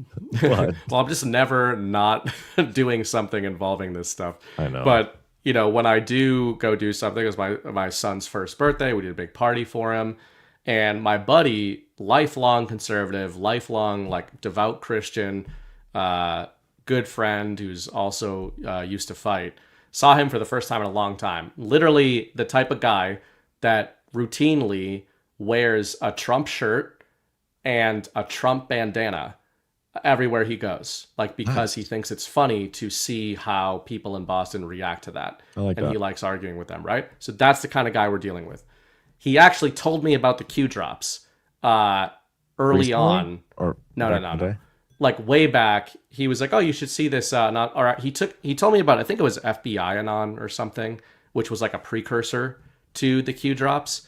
But anyway, but these days he's kind of a normie. He kind of follows, like, he tangentially follows InfoWars stuff, but he kind of doomed out on it. He stopped following it, and he just follows whatever the mainstream narrative is. And I did think it was interesting because I sparked up a conversation about Venezuela and all that. And you know, I was like, "Oh, this is funny, and what's going on?" And he was like, "Yeah, I'm not into Trump and what's going on." And I thought he was going to follow that up with, you know, he's into JD Vance or he's into some Con Inc. figure or something like that. But he didn't replace it with anybody. He just said, "I'm not into it." And it's one tiny anecdote. It's just the reason it struck me is because I have never in the Trump era, like 2015, he was wearing Trump shirts. So if they're trying to sift people in quote unquote Normieville, it is working. So I think, you know, we do, that was even a check on me because I'm often like, people still love, they don't care. MAGA still loves them. This is all bullshit. The stuff saying people are fed up with them. I don't know. There are real conservatives out there. There are real diehard MAGA people out there who are like, this is fucking retarded. The public stories that are being told. And, you know, I think the reason, I don't think it's coping to suggest that could be part of the point here. I think it's because we understand, if we've been following this stuff from a 5GW lens for as long as we have, bless you. Thank you. That we know that they would be aware of the effects of these things on their base, right? So we might not know what the reason for these things is, but I do think there is a reason, but it is having an effect. There are definitely people that feel a certain way about it. To a point you made early in the show, though, I totally agree. I know we say this sometimes and maybe said it heading into 2025, but it does feel like 2026 is poised to be sort of a phase shift on an actual level. If things really start having a positive, tangible impact on people, that narrative would reverse very fast. But if it doesn't, it'll just keep going that direction. Yeah, and it's not even that I want it to be a good year economically in 2026. Like that's one part of it, but it's also like I do kind of feel like it has to be, because if it isn't, I feel the ramifications there could be bad. Like I'm not saying actual ramifications. I mean, it's going to suck to have another shitty year, but in terms of what they can do with that kind of consensus that doesn't even necessarily need to be fabricated. Like if enough people, that like could be a real consensus. Yeah, with the stories you're saying there, and I think we are in a bubble, and I think a lot of people within our little bubble get very defensive of Trump, which I am too. I love Trump, mad Trump supporter, but I'm just not afraid to call out stuff that I disagree with if those things happen to come up, or things I think are stupid or whatever. Like I think it's retarded to spend $1.5 trillion. Like that is totally asinine. But whatever, it's a story being told. I haven't spent it yet. Whatever his goal is with that is, hopefully the goal is to get people to be like, yeah, don't do that, and then we spend less next time. But I don't know. Like I think if we don't get a good 2026, the potential it'd just be a lot less psyops they'd have to pull off to fabricate consensus, because the consensus might actually be there of like, yeah, we don't like what's going on right now because we can't feel it, and you keep telling us one thing and when we're not feeling the thing you're telling us, like there's a disconnect here and something needs to be done. Yeah. But elections are fake. It doesn't like, it's also stupid. And something we have said for a long time on the other side of the equation is that the way I used to frame it in my writing was, to win a mind war or a psychological war, you don't need to convert your psychological enemy or ideological enemy. You only need to get them to disengage. Like if you force a disengagement, that's a net win, right? Well, that's the same thing to your point. It's not just that you need to fire up people to dislike Trump to sow that narrative. My buddy he's not going to vote for a liberal in his whole fucking life. He might just not even vote or something like that. But it's more about the support. It's less about the votes to me. It's more about, this guy is like a diehard MAGA Trump guy. Like he is way more a Trump guy than a Republican. He's one of the guys that admitted, I got rug pull on the Bushies, I fell for all that shit, like a lot of our audience. So he's not that much of a normie. And if you start losing those people to apathy, it's either not going so well from a narrative perspective, or the plan of power back to the people, ironically, is much more literal than we ever maybe thought. And that I play with that sometimes, of saying, is Trump trying to tell people to stop looking at the God Kings and telling the government to save them from everything? Yeah, I mean, that's the questions we got to be asking, right? Like if we believe Trump is who we think he is, right? I mean, having come from the Devolution series to where we are now, like there's a lot more game theory going on. There's a lot more psyops going on than people like to admit. Then if he's doing these things, it's not like he's doing it not understanding the effect it's having on like the everyday person. And if they see those people tuning out, like, is that the goal or is it the byproduct of something else? And I don't know. We'll see how it goes. We'll see how it goes. Yeah. Leah Hunt, he is a spender. I don't understand what do more lines. Somebody's saying, I think is he saying I'm doing lines? Oh, the troll is back. The guy who said he's going to quit us for like the last hour keeps coming back in. Pen W, people are tuning out. That's another thing. I do feel like people are just generally tuning out a little bit. Like they're getting sick of the news cycle has been boring. Like there's exciting things that pop in every now and then, but I think even my buddies, like they don't care as much about politics. Like even the tangential, like random stuff they'd send in the group, they do it less and less. It's more memes of football stuff. It's hard to be in this like invested, and when you're not, especially when you're not getting the wins, like the actual wins, you're being told you're getting wins, but are you actually getting the wins? Like I don't know, there's a risk there. That's why I think 2026 needs to be that year, and I think it will be.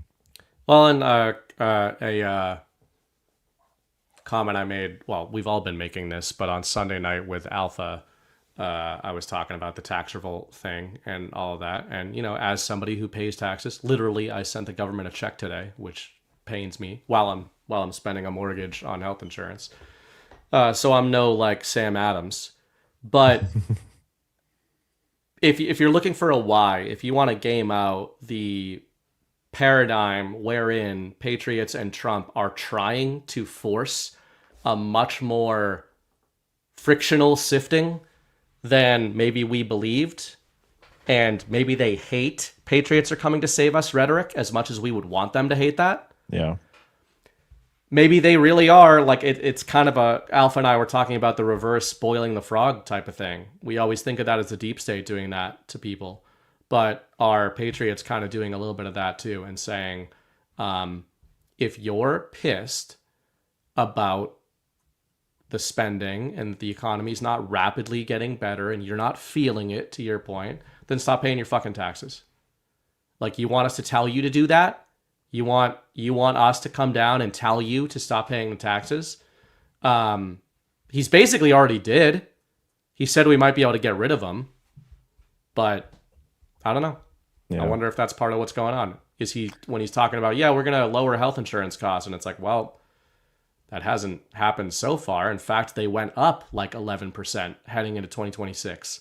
Yeah, that's another interesting side effect here of the Venezuela thing is the moment this kidnapping took place, I would say is the highest how do I phrase this right? Like the tax revolt narrative was at the most I've ever seen it. Like, I haven't seen it been so hot and heavy after the Somalian stuff, the fraud stuff. Yeah. And then we get this huge like story interrupting it. And then now we're moving on to violence in the streets in Minnesota.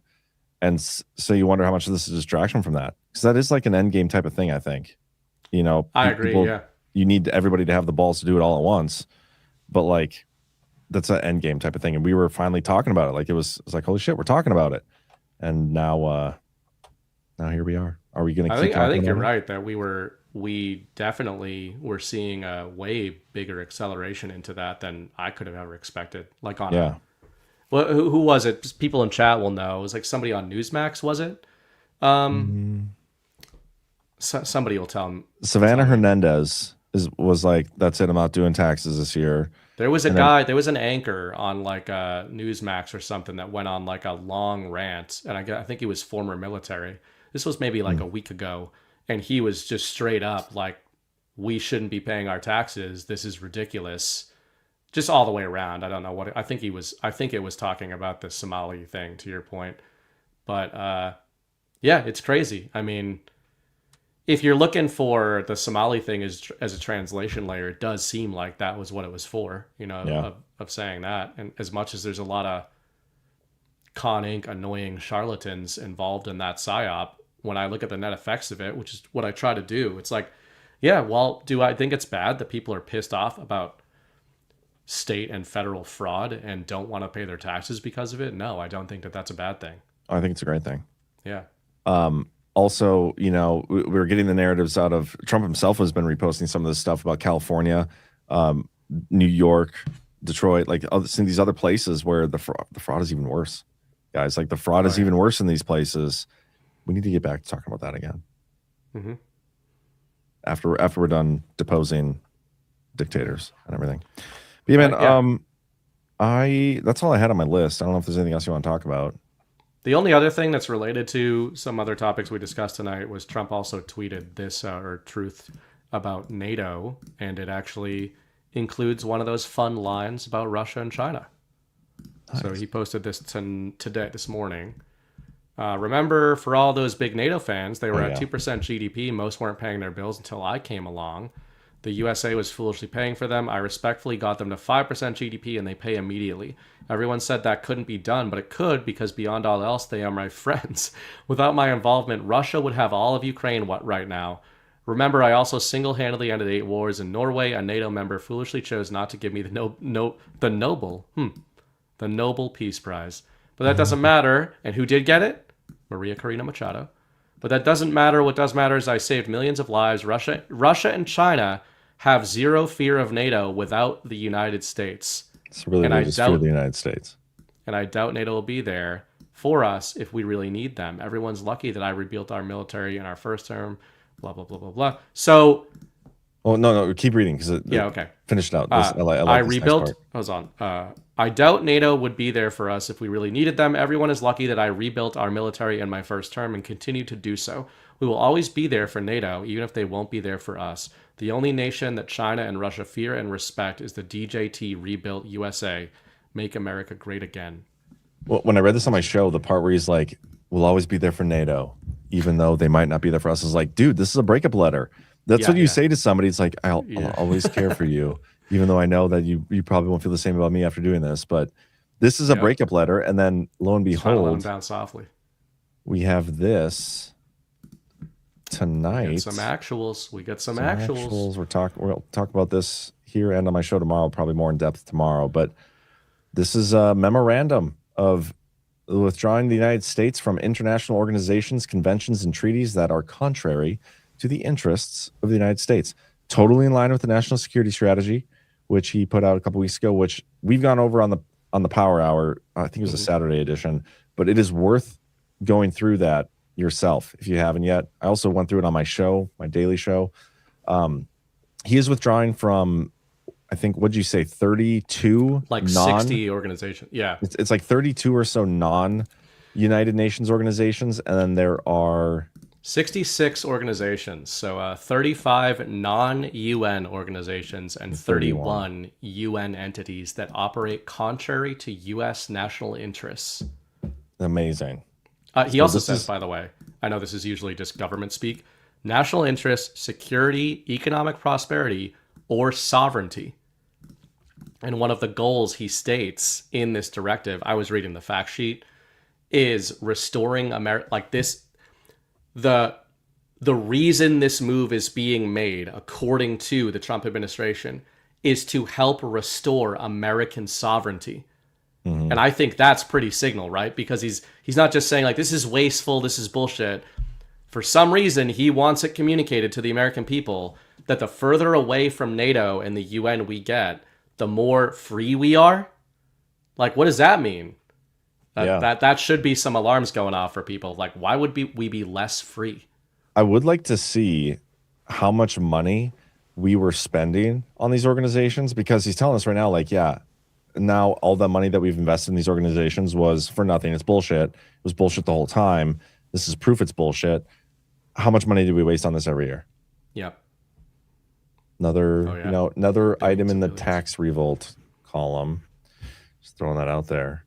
Damn straight. Oh, and the line in that truth post that's related to this was that Russia and China have nothing to fear from NATO if the U.S. is not in it.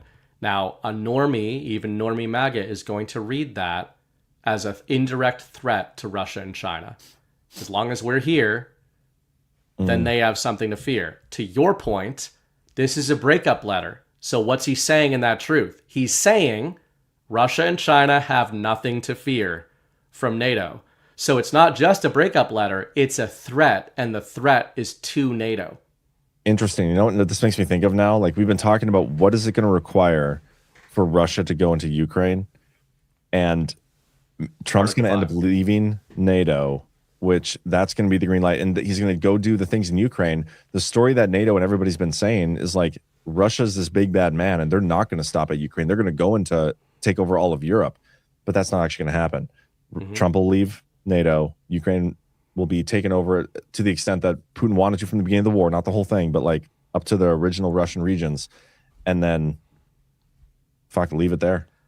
I like that framing, and I would add to it, Article 5 is what they've been trying to get going, right? So even though we would all probably sit here and say, fuck Article 5, even if you're a part of NATO, like, fuck it, right?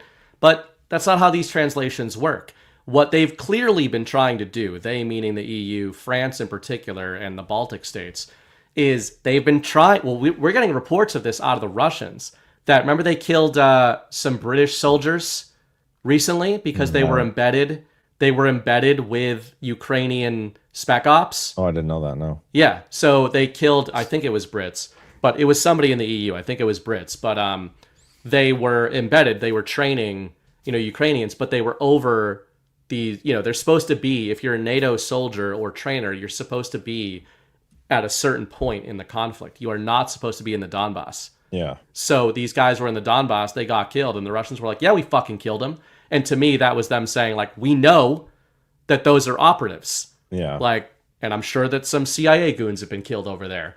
But the plan for France and Poland and Germany and England has been get NATO troops killed by Russians beyond the conflict zone to trigger Article 5 to bring in the US military, or to stage a massive, the biggest PSYOP campaign you've ever seen globally to try to drum up the support for the American military to go into Ukraine, right?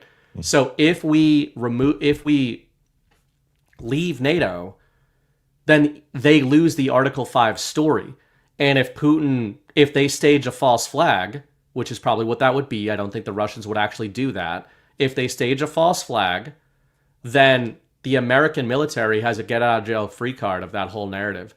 And then Putin gets to say, you motherfuckers did this, we didn't, which the Russians are very bold about saying when something is a false flag. They'll just come out and say it. Yeah. So if the Russians come out and say that, what's France going to do?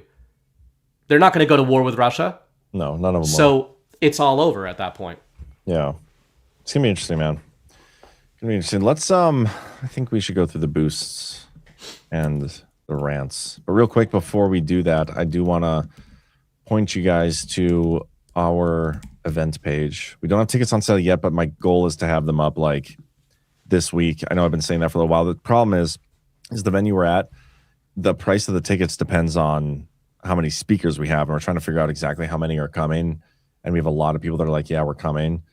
And so we may have to like say no to a couple speakers this conference and have them come to the next one, because otherwise we have to charge more. Like there's a certain point where we break even, but then the more speakers we add, it's more cost for us, obviously, which we'd have to charge for or take a loss on it. And I can't afford to take a loss considering I'm in the middle of a lawsuit right now. So, right. But anyway, long story short, we'll hopefully have these tickets on sale for our Nashville GART conference, April 9th through the 12th. It's going to be a great time. Stay tuned. They're coming real soon. I want to share something right before we get to boosts. This is not a topic. Now my whole event thing was awkward. It's a Badlands thing. Oh. So guys, we have revamped the Badlands Substack, badlands.substack.com. It's free. If you want to support us with a paid subscription, you can. Myself, Ash, and Ghost are really trying to completely revamp this thing. So it's still the brief. We just took out the news part, but we changed kind of the format. Ash and I talked about this for a while. So instead of like, a CNN headline, what we're doing now is we're kind of distilling like what are the macro topics of the previous day, distilling them into our headlines, distilling the topic, and then one of us or two of us tackles this topic. And so far, the early response from people has been really, really positive. So we really appreciate it. The comment section is like the most active it's been in forever, I guess. Awesome. We're getting like, 130 likes, 130 comments, which is awesome to see.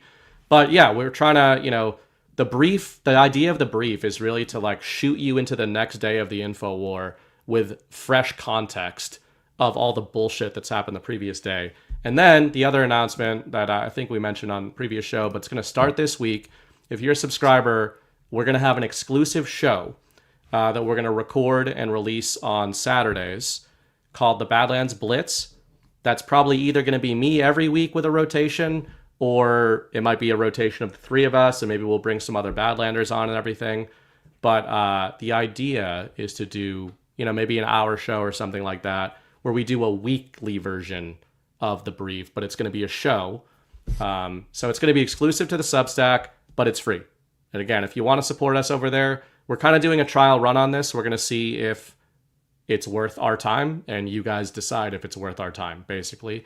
But yeah, thanks for the early response, and just wanted to let people know it is not just a repeat of the Rumble channel content. We have a whole audience over on the Substack that's super engaged. Yeah. And we're trying to kind of serve them more directly by doing this. Yeah. So if you're one of them, then again, guys, it is a great way to support us financially, but you don't have to get the information. Yeah. As always, we don't put anything behind a paywall. So yep. Yeah, and I'm also trying to get more active personally over on Substack on the Notes platform. Haven't done a whole lot. I'm not super active on social media the way it is, but gonna start doing that a little more too. So Sohack said we could open up fake Badlands daycare. Oh, that'd be great. That's a great idea. That's a great idea. Apparently Massachusetts has a lot of fake daycares wonder if I can get away with that. There's just so few Somalians in North Dakota. I don't know if we have the population to get away with it. Now you understand why we have to import the Somalians. Well, see, I'm wondering because like I have my kids 50% of the time in the summers. That means every week I am running daddy daycare because they're home while I'm like doing all my work stuff and shows and stuff. So yeah, I think I feel like I qualify for childcare. You should get at least $100,000 million for every child. Yeah, that's my thoughts too. So is there like a link I go to apply for that, or just slap some blackface on? Okay. On OnlyLands. Easy. Apply in blackface. Is it a in-person thing, or do I have to fill out the paperwork at home from my desk wearing blackface? They'll feel that it was like a hijabi. They can tell. Yeah. Okay. I don't know if Somalians wear hijabs, but they're towel heads too, right? They wrap towels around their faces. So. Do they? I do that to my dog sometimes because he's black and it's hilarious. I wrap a towel around his head so he looks like an Iranian woman or a Somalian woman. That's super racist. I love it. And his ears go down, so he gets upset about it after like 8 seconds. But for that 8 seconds, it's very funny. You should get a picture of it. Maybe he can be a daycare owner, a doggy daycare. He could pass for a Somalian. Doggy daycare owner. Man, we are thinking of so many great ways to make some money. This is awesome. Yeah. Speaking of that, before we get into the rants, let's get a quick word in from our final sponsor of today's show, and that's us. Get you some of that beard oil. Now that I'm alone, got the close up. Do you see how awesome my beard looks right now? I use the beard oil every single day. First thing. Comes out feeling all silky smooth. I take the dropper and I manually apply the oil directly to my mustache. Nice and, oh man, I love it. And then I do drops all throughout the hair, and then I just rub it all in. And then I top it off with the tallow stick on the face. Dude, I feel like I have to grow a beard just to try this beard oil. It sounds Do it, Jay. amazing.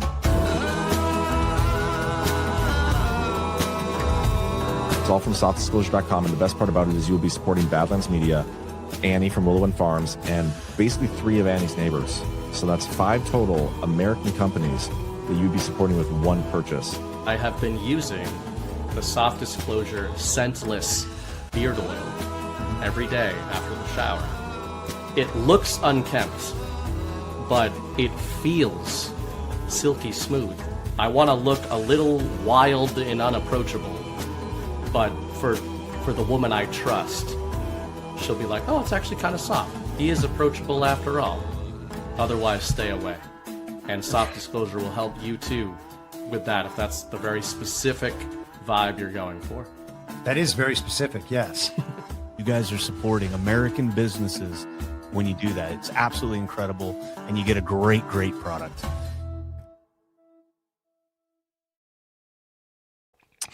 Yeah, turns out, Spetzel says, turns out you got into the wrong business. Patels own 80% of motels. Check out Patel Motel Cartel or the film, The Patel Motel Story. That is hilarious. Well, we can open a hotel, and each room will have a separate Somalian daycare run inside of it. Right. We just and we can do our guards there. We could. We just gotta make sure Cheap Nick guards. Shirley never shows up. And we're fine. As long as we don't let the white guy in to like bust us, we're good. Yep. But no, I'm telling you, that beard oil, man, I don't know what it is. But I'm going to demonstrate it on my show tomorrow where I just like literally rub it all over my face and don't get oily, but my skin it's never felt better.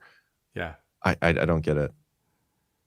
I just love. You know what's funny? One of my tells that it's like all natural. Yeah, my patels is that it's all natural. Is that my dog like loves it. Yeah, he likes to look in your face. He tries to. Yeah, he's like, "Do you got that nice stuff?" Which is funny because it's unscented, but he can still smell it. Well, he's gonna love the scented stuff. Yeah. Actually, well, he doesn't like. Yeah, he doesn't usually like scented stuff. So Marguerite Carlin with the great idea: Badlands Virtual Daycare.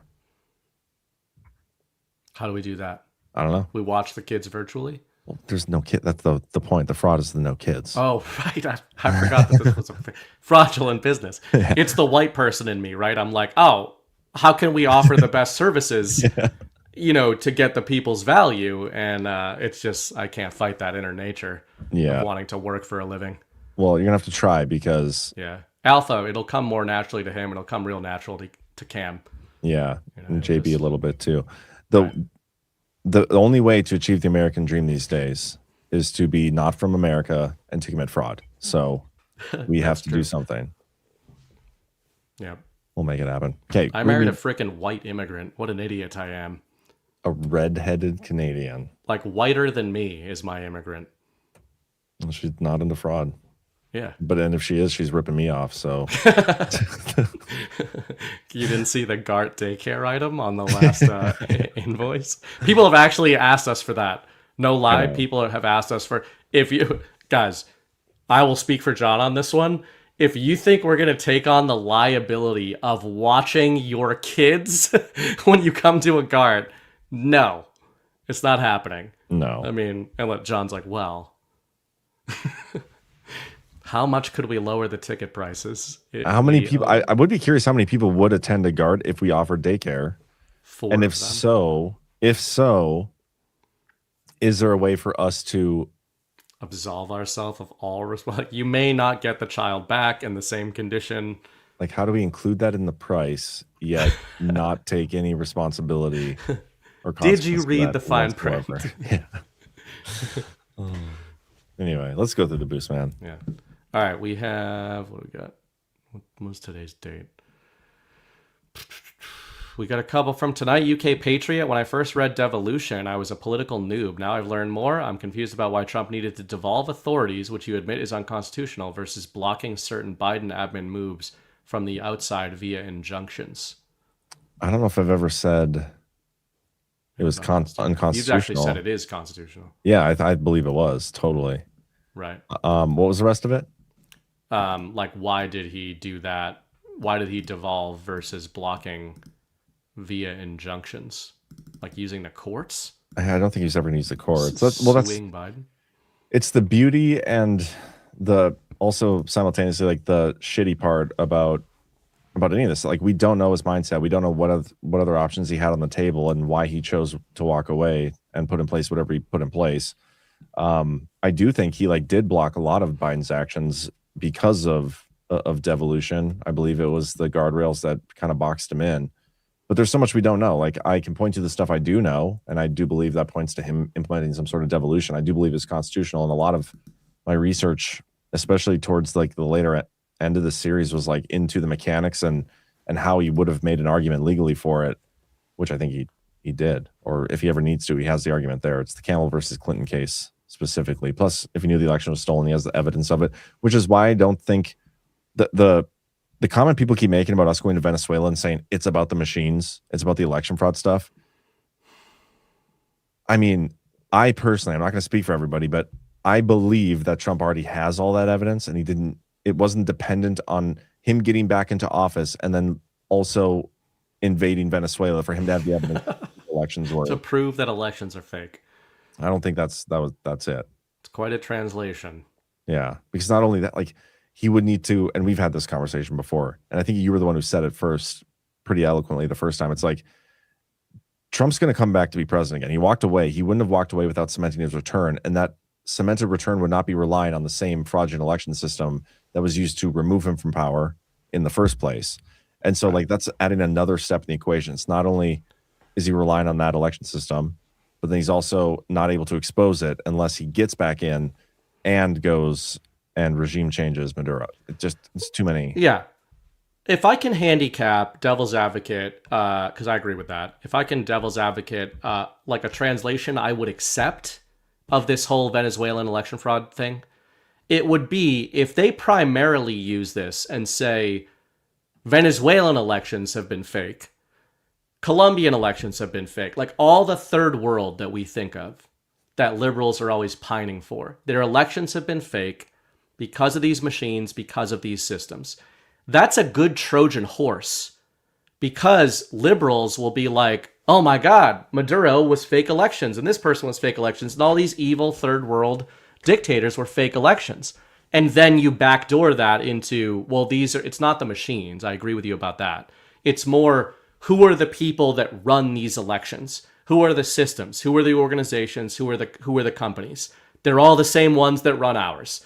So I agree that it's not like Venezuela stole our elections. That's retarded. But it's the same apparatus that has run global elections. Yeah. And that would have to be that would be the only way I would accept it, basically. And people in the chat saying like you have to show the people, not tell the people. I understand that argument, but like literally eventually the final phase of whatever you're trying to show people is you're kind of telling them the thing that you're showing. You know what I mean? Like eventually we're gonna have to be shown the evidence, and it's just gonna be them like, hey, here's that evidence. Like that's them telling us it. So like at the end of the day, yeah, I get it. I get more out of response than one grenade. Boom. We have 1027 JS who sent $20 over, but nothing is happening, right? No. Yeah, thank you, Joe. Fellow North Dakotan. Yeah. Appreciate you.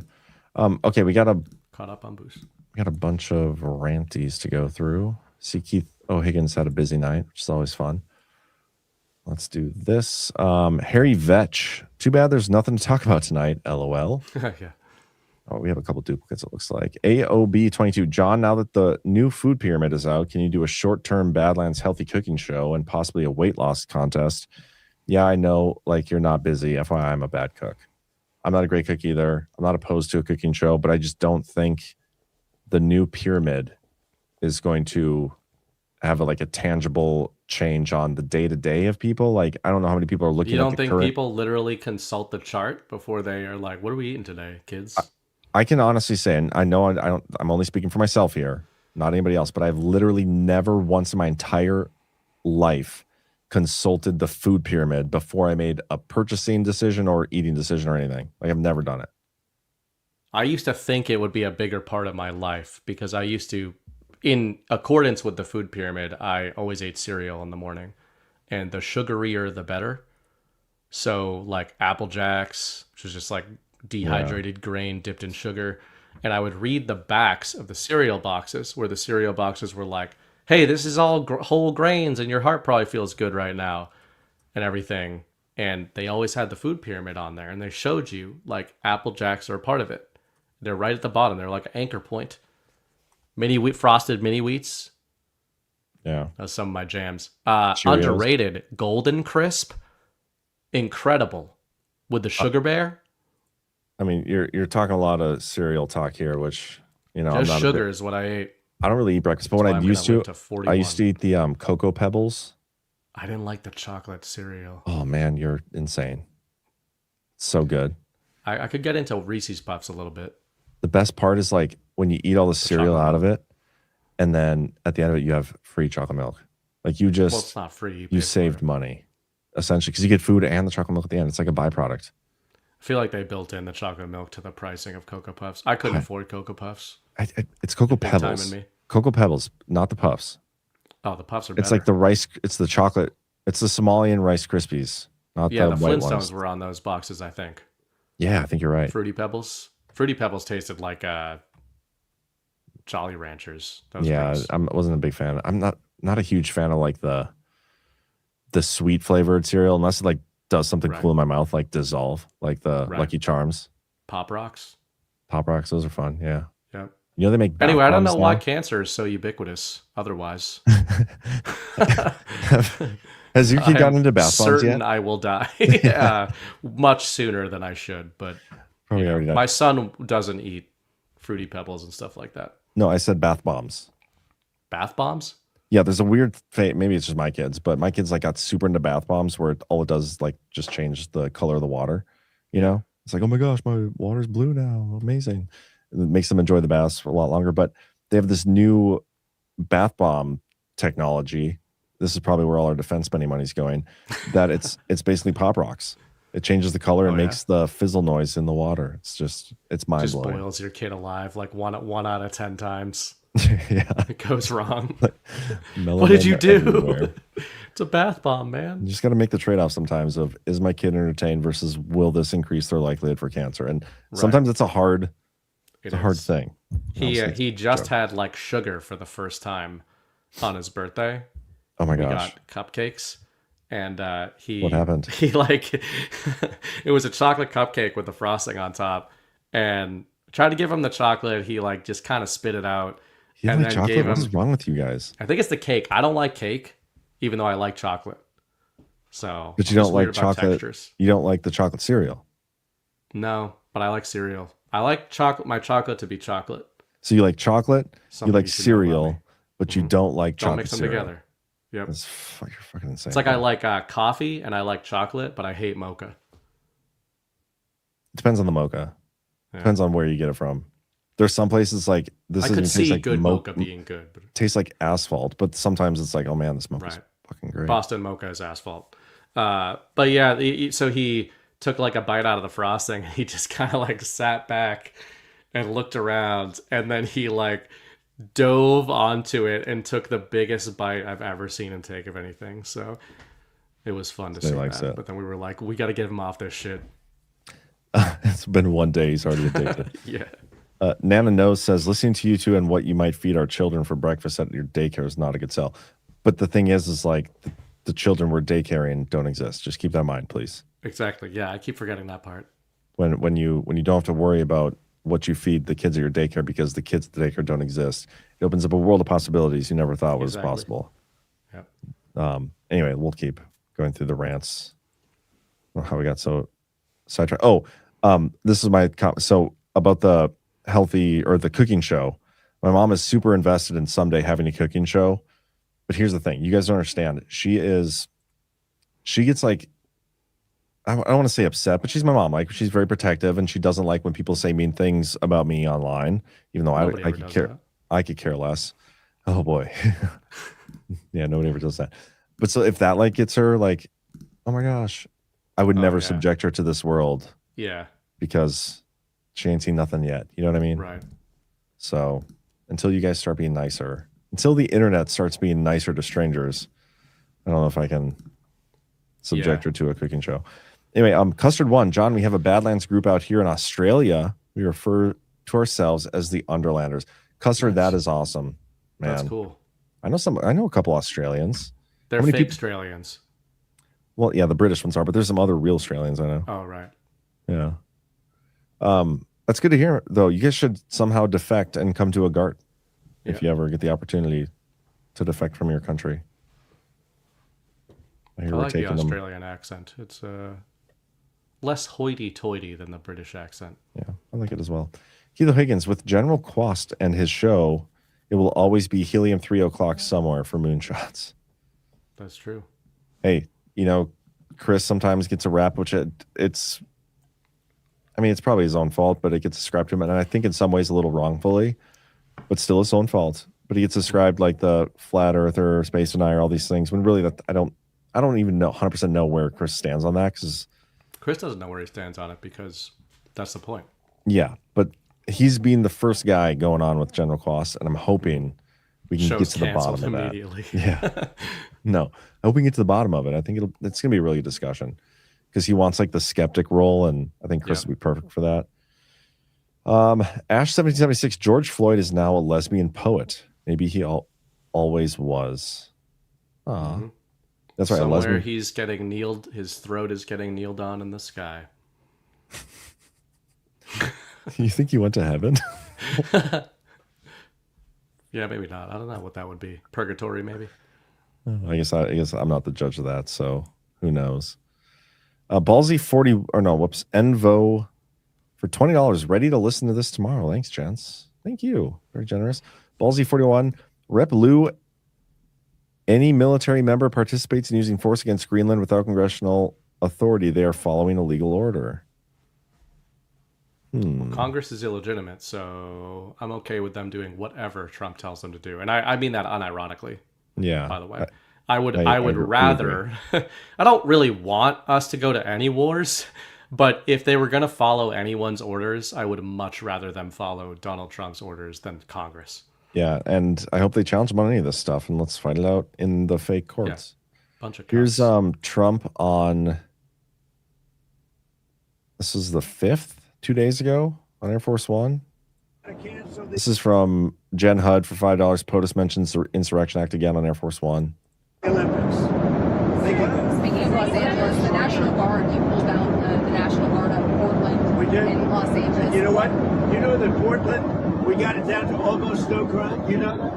We were hoping that we had a Supreme Court decision. We can go back. We're allowed to go back in. But we'll go back in when the crime starts. Look, the crime will soon start because they now know that we're out. And at the appropriate time, we'll go back in. And we may, if we're allowed to. The most powerful thing we haven't used the Insurrection Act. You're considering using the insurrection? I would hope considered it, but we haven't needed it anywhere. 48% of the presidents of this country have used it.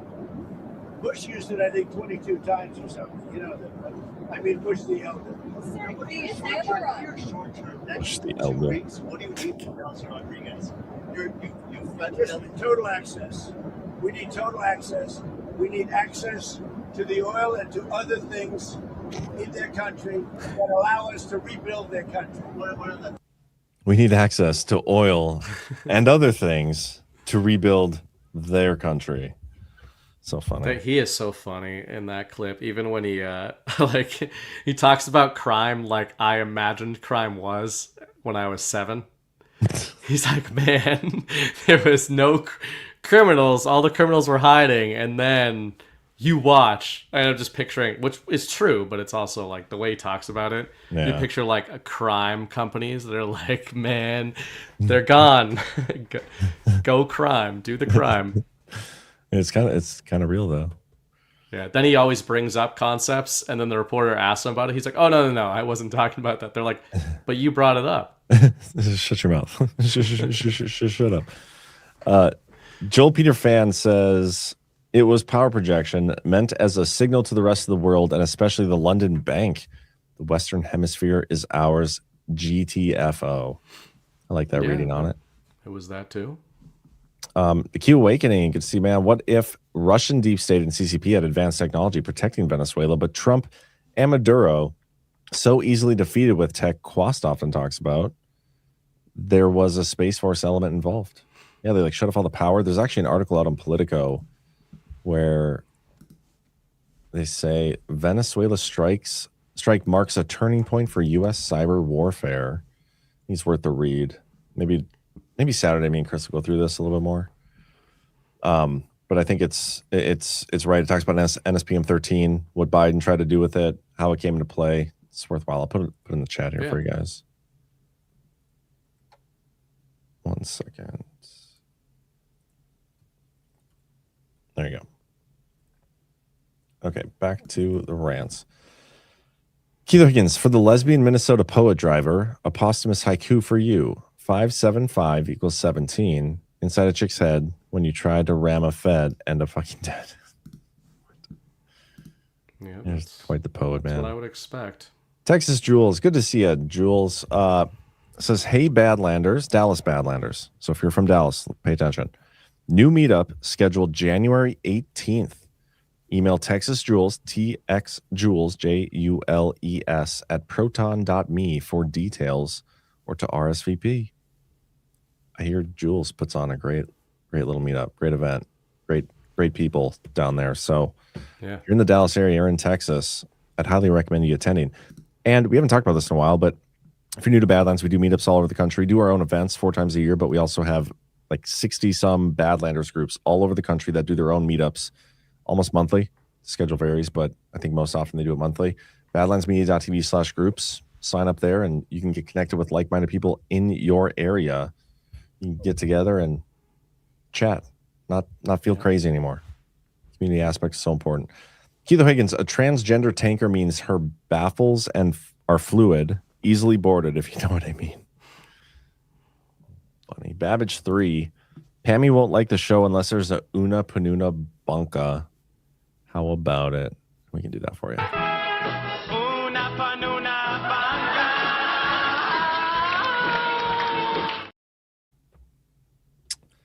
Banca. Pen W says, I think you and BB are on point most of the time. Chris thinks everything's fake and gay. Everything is complicated. I appreciate your takes on things. Well, thank you, Pen W. I think Chris thinks everything could be fake or gay. I believe so. I believe you're right. The Boom Diggity for $100. I just watched the movie Lord of War. Clip from ship scene where the arms dealer changes the name of the flag of the ship while being chased by Interpol. Yeah, I didn't see that. Well, I saw it's like a 5-minute clip. I don't know if we'll play it tonight or not, but thank you for the generous support. And you gave me the idea to perhaps choose that as my next story hour selection. So I've not seen that movie, actually. So yeah, I don't think I have either. That. But you know what? I'm going to play this. About it, but... I'll play this clip for the outro. Okay. So thank you, Boom Diggity. Tamarack Flats tipped via the Rumble wallet. It was $5, but we can see in live time the value has already gone down 9 cents. So Tamarack Flats, you owe us 9 cents, bro. Yep. No, just kidding. Thank you for that. It was, I believe, Bitcoin. We love the Rumble wallet and people using it. It's pretty cool. Kilo Higgins, update on Utah shooting. It was actually the LDBS community, the Latter-day Boondock Saints. Kilo Higgins, Badlands Daycare will be rife for lawsuits. Ghost has chased all the good Jew lawyers away. And then Kilo Higgins again, bath bombs sound like a weapon to drop on the French and their women. That's clever. Clever guy, man. All right, so if you're watching on YouTube right now, which we do appreciate those who are following us over on YouTube, our viewership over there is growing, followers are growing. Yeah. We're posting a lot more clips. It's really awesome. So give us a follow over there. We are going to take you off YouTube right now to avoid the copyright ding for this clip I'm about to play. But since you're on YouTube, if you just type in changing the ship name as Interpol approaches Lord of War, you can watch it at the same time and we won't get in trouble for it. Or you can come on over to Rumble. But anyway, thanks everybody. Appreciate you doing. Hit the thumbs up. I'll be back tomorrow at 1 p.m. Eastern on the Daily Herold. You'll be back on Saturday on the Badlands Substack. There you go. With the Blitz, and then Sunday night, probably going to be a double header with me and Ghost. I think Ghost is going to be on the Blitz, and then Ghost is going to be on the Narrative Sunday night. We're going to get him to spurg out, as if he wasn't paying attention to anything when he was in the Caribbean. Yeah, I think he's going to be on Friday on Daily Herold too. We'll get them all tuckered out. Yeah, awesome. Well, thanks everybody. Bye bye YouTube, and the rest of